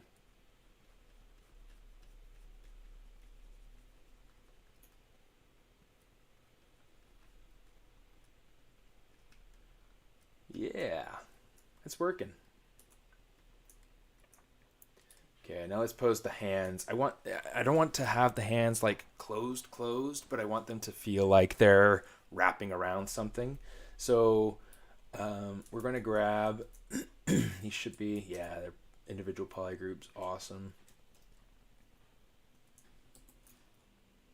Let's go ahead and bring this down and then we'll kind of rotate it. Let's rotate it forward some too.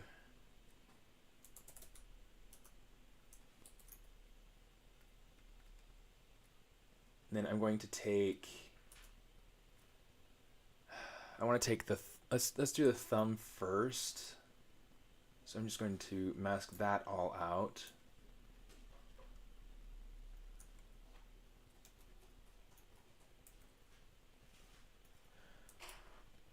Let's go ahead and kind of unmask some more of that thumb.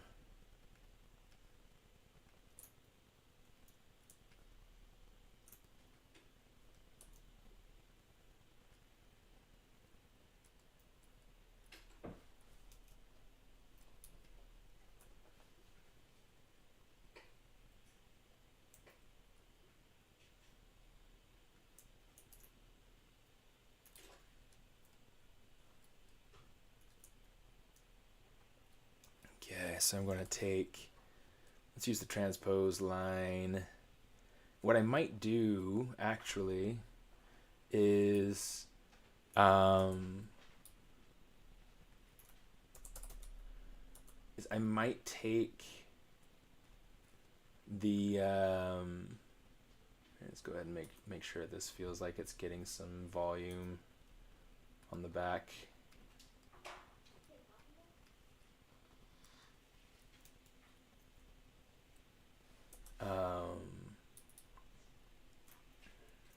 I want to make sure, let me see, where was I? What was I going to say? I totally lost what I was going to say. Kind of getting in the zone and out of the zone all at the same time. I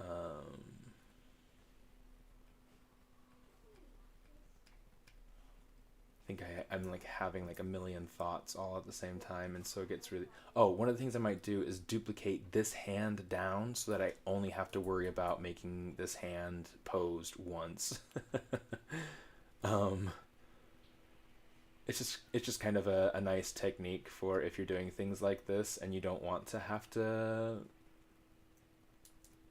do the same thing like so many times. You just make it once and then you can duplicate it and use it over and over again. um, it's the best.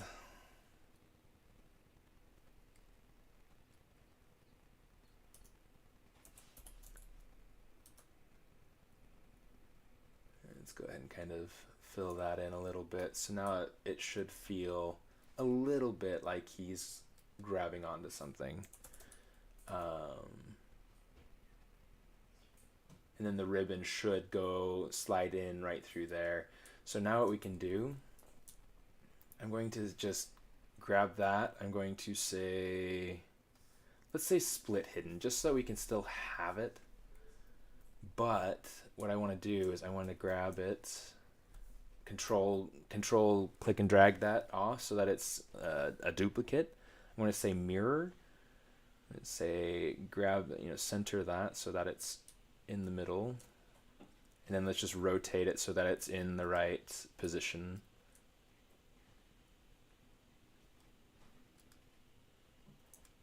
And then I want to make sure it's not too buried so that we can kind of still have the ribbon go through it.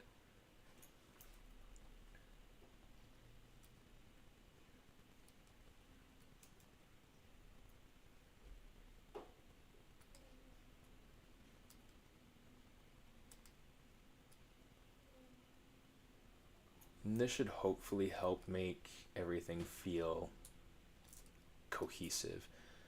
The idea here, let's actually grab this and we'll just kind of pull this out a little bit to kind of cover up the wrist a bit better.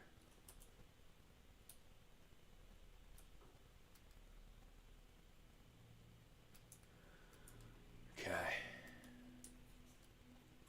See, that's feeling all right. That's feeling pretty nice. Let's do it. Let's do it. I like it. Okay, let's go ahead and say save it. Elf ornament. Find details, even textures, and finding myself having around 8 to 12 or sometimes millions. Do you think projects for low topology is a good solution? I like keeping things as low as possible. I think I have as much resolution as I'm going to need really the entire time. It'll stay probably in the 2 to 3 millions range. So that's probably about where it'll stay. I mean, I can't make any guarantees because I'm not entirely sure. I'm not entirely sure if I'll need to add things or whatever. We'll have to see kind of how it works. But for now, I mean, this is gonna work pretty nicely. High detailed stuff. Yeah, you're gonna get into 8 to 12 or more millions. Poly is easy. This is a really simple piece, so it's not really super complicated. But let me see. But for instance, this character, I want to say she's somewhere up in that range, and she's fully topologized. So with her, I mean, I get things like the hair taking up a lot of topology. When I have her smoothed out, I have a lot of topology going into her other outfit. Let me see. I've got another one here too. Oh, not Storm. Where's? I thought I had my other character in here.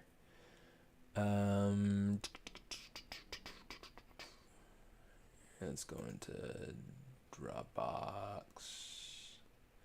Maybe it is in here. Let's see.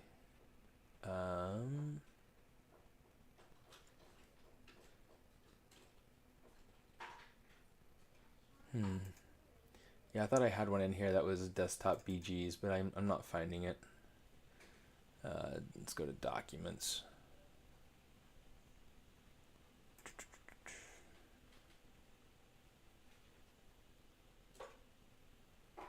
Yeah, let's try something else. Let's go to DTIYS. I guess it's not really mine. Let's see. Let's go to a different one. It's where do I have that one? Do I have her under characters for fun?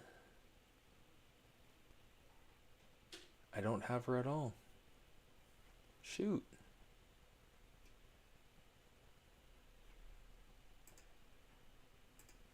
I'll leave that then. So I thought I had my Clumsy Witch open here. Let's come in here then. Let's say character portfolio. Here we go. This is Maggie. She has a lot of polygons though, and she got up easily, maybe as much as 20 million polys. But she wasn't one that I cared to keep nice clean topology with. She's just, you know, there are some pieces that are nice and clean topology. Like for instance, I've got the cauldron is all clean, the book is all clean, the shoes are clean, her glasses are clean, her arms are clean. But there are a lot of other pieces. Some of her clothing is also very clean, like her collar, her vest piece here, her buttons, her skirt. Her legs probably even. Her legs are probably even really nice and clean. Her teeth, but everything else is really pretty not clean. I used like Dynamesh for the face, the hair, the bit here, the beats. Those are very not clean. They're clean enough that they're able to take textures. Like I created textures and was able to bring them into Maya for rendering, but it's, you know, it's definitely a very unclean model. But, you know, for this is all 3D printing, so it's just for the sake of being able to. I want to do something real quick, just because this is a really neat tool that we played with last week, or last time rather. And it made for a really fun time. Okay, so I'm just going to put this here. I'm going to say get draw. Come on, grab it, hold shift, W, and we'll just kind of, oops.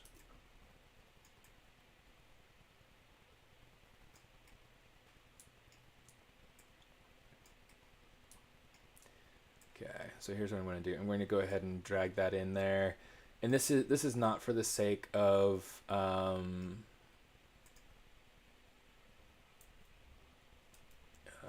yeah, draw. Okay.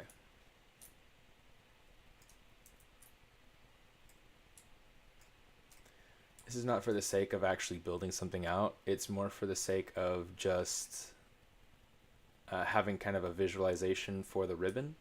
So what we can do is I'm going to go ahead, let's say draw, and we'll just drag and, or not drag rather, we'll just kind of like pop in a couple of these extra pieces.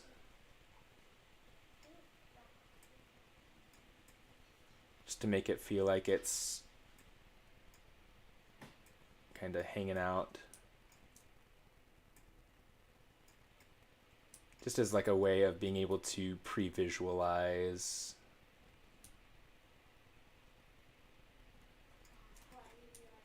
what this will look like with the ribbon.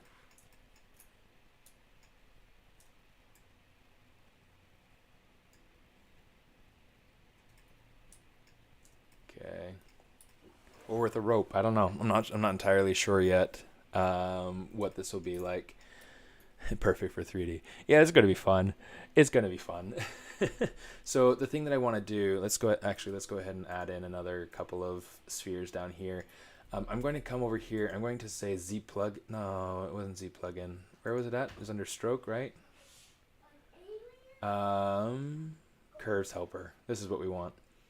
So I want to say copy Z-sphere chain. Z-sphere chain is copied. Oh, come here, you. And then we're going to say create curve.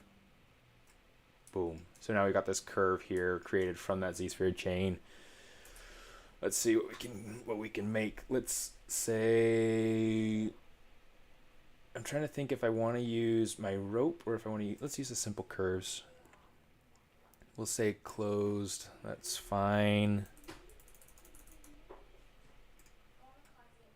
You see, now we've got this this rope thing here that we're holding on to. Okay, what I want to do is I want to here. Let's commit it. We're gonna use some ZModeler. Oh, close it. Delete single poly. Let's delete that. We'll delete that. I do want to make sure that I only have the bit here. I don't want I don't want to have that extra little cube that it put in there, so we're just going to get rid of it. I'm going to say delete hidden. Let's say display properties. We'll say double. So now you can see like a little bit of what we have going on here.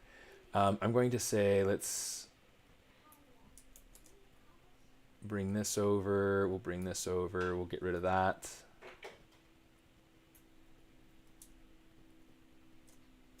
Say Control W, Control Shift S, Control W. We'll say Control Shift X. Oh, here. Actually, let's go ahead and let's do this. Control W. Okay. So now we can go ahead and we can grab this, and we can say, let's have this kind of pinch in over here.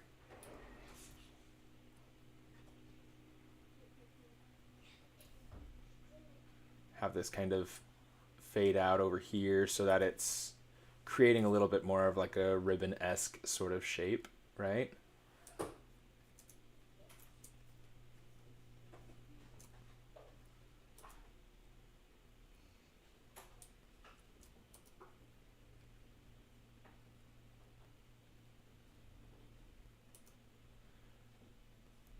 Okay, we're just going to, this is just for the sake of visualizing, right? This is just for the sake of trying things out and figuring out what it is that we want.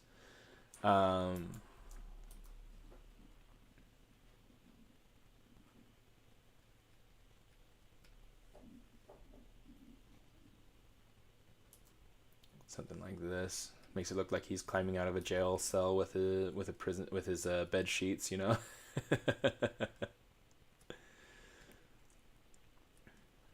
So this will likely have to be like tacked in or glued in or something like that.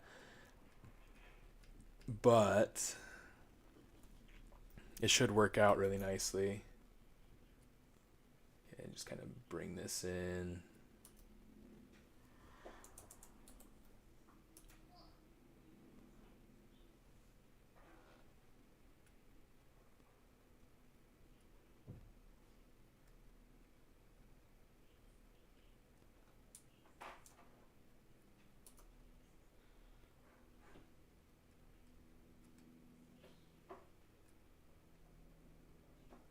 This is very different from what I do for work, so it's all like I mean, not to say that my job doesn't require me to think, it's just that I have different things to think about.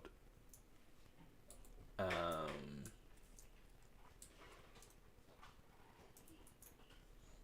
let's kind of put this like this. And then here's what I'm going to do. I'm going to say geometry. Oh, I didn't want to hit divide, but yeah, I definitely don't want to hit divide. Okay, so let's go ahead. Let's say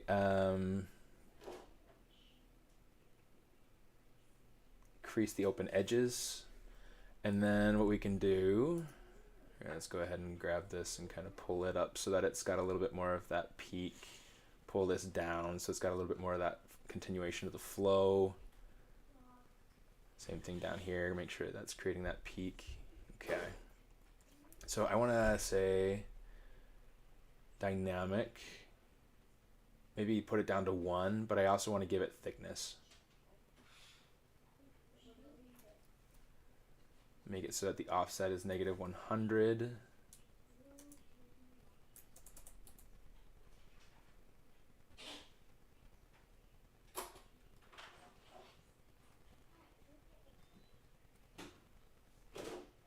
Pull this over here, something like that, so that it feels a little bit more like it's filling in the hand. I feel like it's a little bit thick, so we're gonna like lower the thickness some. And there we go. That's kind of the idea of what it is that we'll be getting out of this.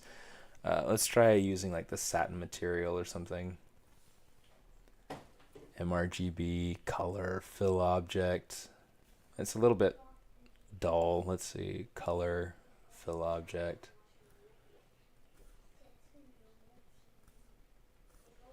Go ahead and grab that. So now we've got this sort of thing going on here. Okay. I think we're gonna call it. I think we're gonna call it for right now. That's essentially going to be what this dude's going to be like. The idea is to then go ahead and have another couple of elves kind of hanging down. I think we're going to have a little bit of a Saturday. Hopefully you guys get to have a good Saturday too. So I think that's kind of what we're going to leave this project at for now. And then the hope is to be able to come back to this, be able to add another couple of elves, and then make it so that it works. And then they'll be hanging from actual ribbons. So, too late to ask a question? You're not too late to ask a question. Go ahead. I am here for you. Yeah, you don't have to ask a question about asking a question. You just ask a question, you know. Yeah, feel free. Anytime you guys have questions, definitely feel free to ask. These sorts of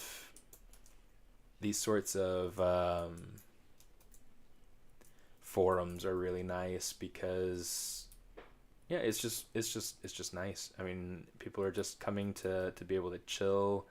It's a very relaxed sort of setting, and yeah, I mean the people that are going through and actually streaming, yeah, usually, generally speaking, people are always open to questions in these sorts of settings. So yeah, never feel ashamed or embarrassed to ask a question. It's totally okay.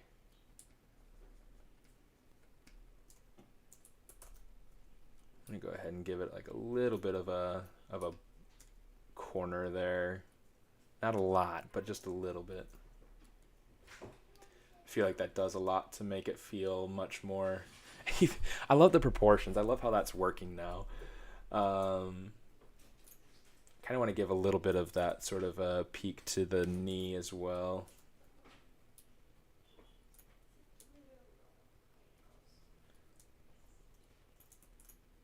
Let's go ahead and kind of pinch that off a little bit here.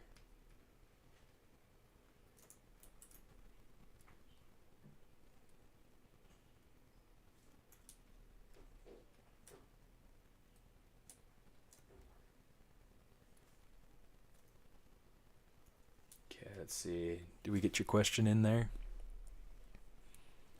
I have a question. Do you have any advice on how to sculpt apeling pinups? I'm not sure what that means.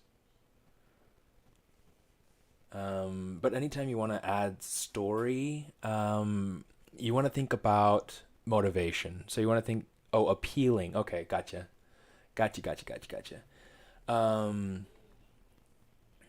What kind of things do you do to practice when you're starting out?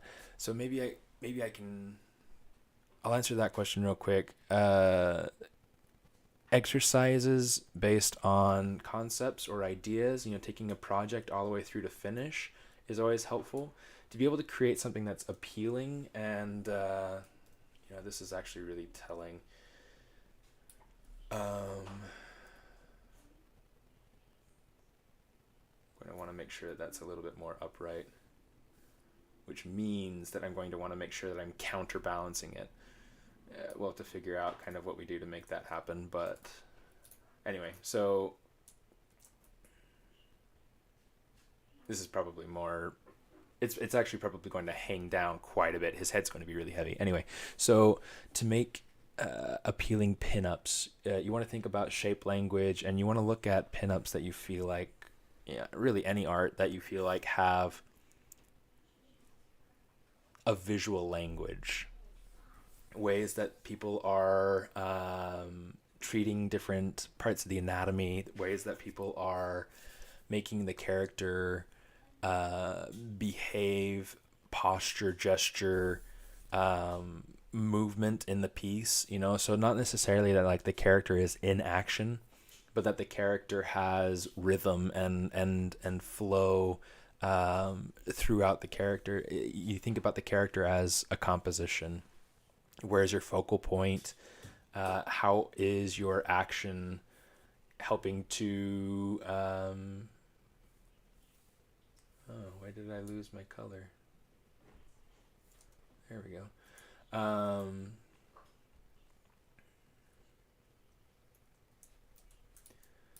You want to think about those sorts of things, about what's motivating your character,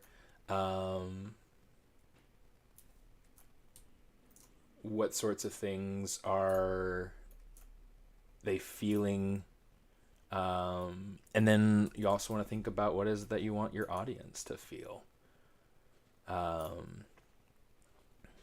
Because if you think about what it is that you want your audience to feel, it'll be much easier to think about how you want to focus your composition.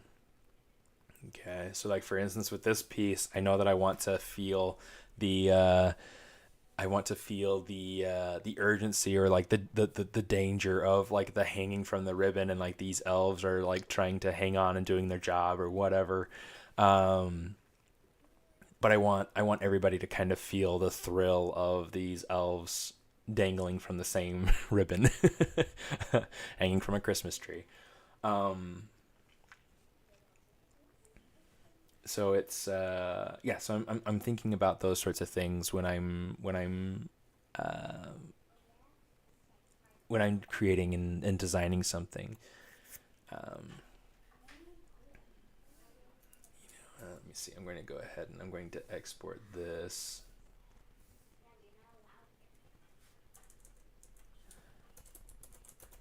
Elf ornament. Say okay. If I'm being completely honest though, let's come in here. I think that because of the way that he's balanced, I think that he's going to probably be a little bit more, let's grab the whole thing. He's probably going to end up hanging a little bit more like this. Which this gives me some challenges, but it also gives me some opportunities. So if this is the case, and I'm going to pretend that it is for now, before I wrap up and say it's a night, I'm going to come up here. Let's grab this and rotate this up so that it feels like, gravity works.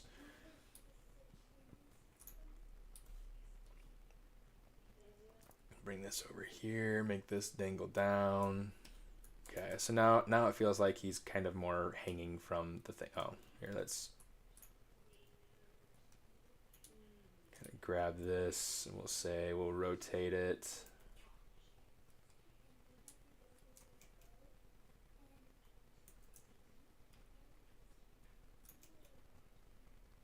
And bring it over so that it feels like it's kind of falling between his legs a little bit better.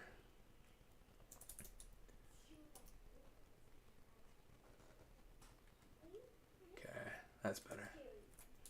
Okay, so now it feels like gravity is really kind of working, like he's more balanced out, because this is going to be more like the hanging point for him, and then he's going to actually be, hanging looking down. So my thought is like, what is the story? I want my other elves to be kind of like essentially hanging from him. There's going to be another elf kind of hanging onto probably his belt. And then he's going to be holding on to the belt of the guy below him. um, Although this one will probably be without his beard and mustache. So it's really kind of an interesting thing to go through and think about. Um, in fact, yeah, there might be a world where I go through and do a different version of this guy where he's like reaching his other arm out so that he's like linking arms, like like this with the elf below him.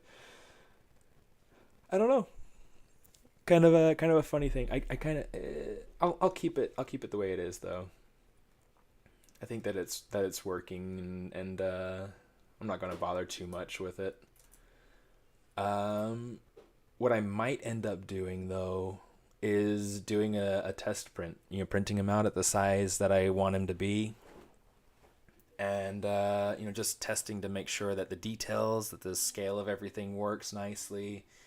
Um,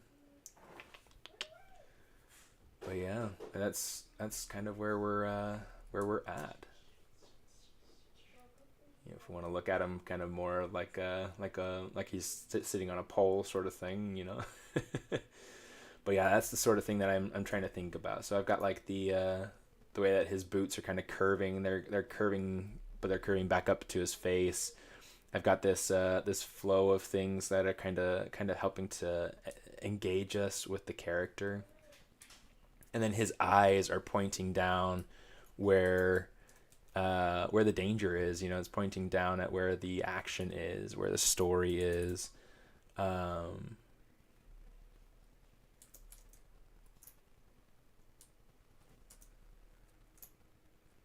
yeah, let's kind of pull this out just a little bit.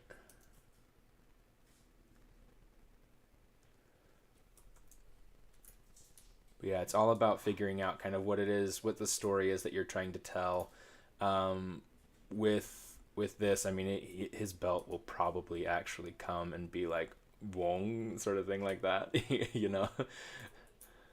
might be a little bit too much. Something more like that. I don't know. But if I do end up doing the reaching his hand out, it's yeah, always a good idea to check balance. Absolutely. This is kind of where I'm reading like that center of balance though, and so where that ribbon connects, that's probably where this is probably how he'll end up hanging, but I want to go through and check it out just to be certain. Here we'll go ahead and we'll do.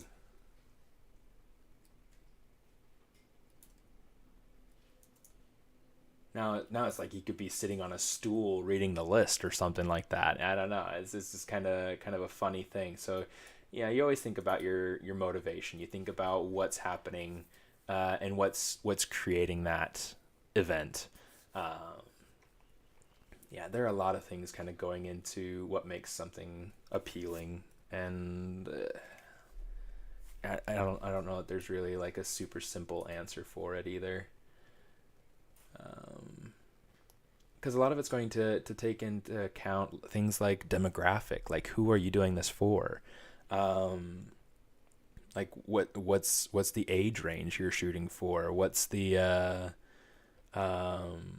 like how's it going to connect in different cultures. Somebody in Russia might connect with this differently than somebody down in Argentina, or somebody in Norway might look at this and be like, "Oh, this is cute. This is fun. I'd like to have this." And then somebody down in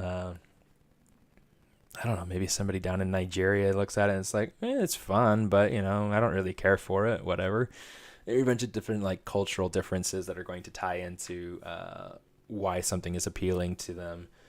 Um, or if it works for them as like a decoration, or things like that. There's a lot to kind of consider. That was bugging me. It's like there are a lot of things like that we consider at Disney. Like when I was at Imagineering, it was always a big discussion, talking about the way that we design things like bathrooms and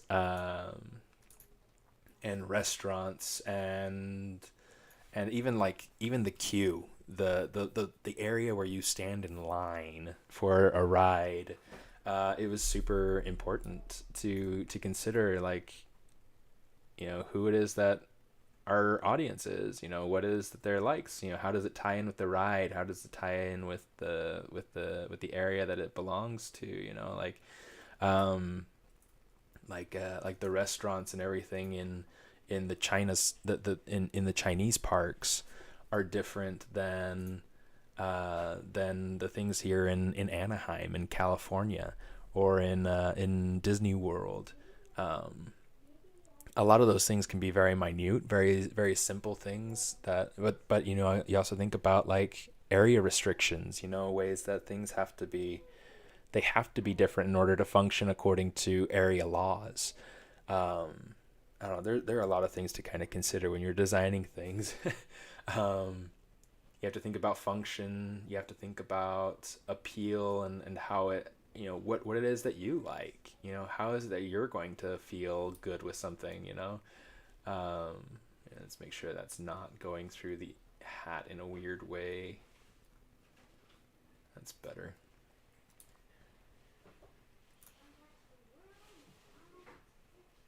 But yeah, dude, this has been a fun project. I'm glad you guys came. Glad you came to hang out. And yeah, let's make sure this is.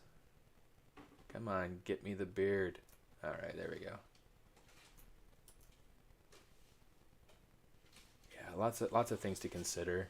But in the end, I mean, a lot of what you're going to want to consider for appeal is who's your audience. That's kind of the main overarching principle. Who are you trying to pitch your idea to? And if you have a good clear idea of that, it'll be so much easier to make decisions. So yeah, that's the big thing. Let me go ahead and save it one more time before I don't. And then next time I stream will probably be on my personal channel. I'm going to try to be a little bit more active with that. And yeah, just have fun with it. So let's I think what I'll probably do is make a schedule, and I'll post my schedule to my Twitch calendar, so be sure to check that out. But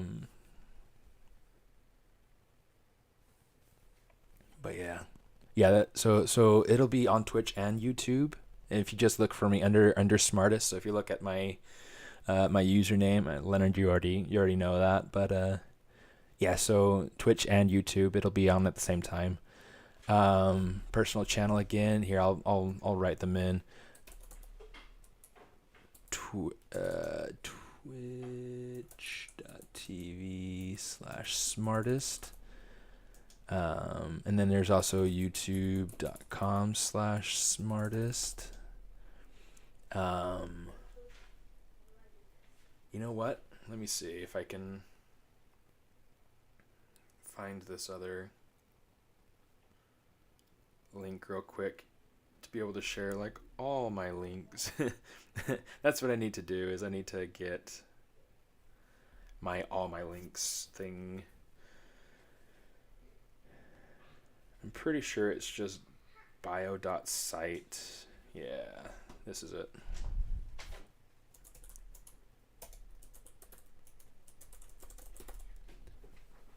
SMAARTIST. Oh.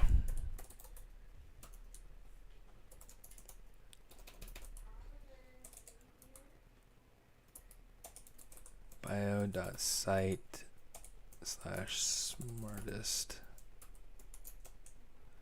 Okay, that should hopefully work. Yeah, there we go. click on that, and that brings up all the things. Be able to join my Discord. I've got my Flip Normal store, ArtStation store, SMAARTIST.com. I have my Instagram, Twitch, and YouTube up here at the top. Yeah, character modeler at Marvel. All the fun stuff. It works. That's exciting. I need to go ahead and put that on my notes so that it's always readily available for me. All right. We are done for the day. We're calling it. We're calling it good. It is good. Thanks for coming and hanging out. It's always fun having good people around and people to chat with. Hopefully you guys enjoyed it. Hopefully you had. Hopefully it was a moment of insight in some way, shape, or form. I look forward to continuing this guy and his comrades. Hopefully you guys have fun and a great weekend. Gosh, the weekend is early. The weekend is young. Do something great. Hope you guys have a great weekend. I will see you next time I see you, and until then, I mean, I'll have my video come up with all the different QR codes to be able to get to like my Instagram and etc. Right? And yeah, feel free to follow me there, and I'll see you next time I see you. Peace.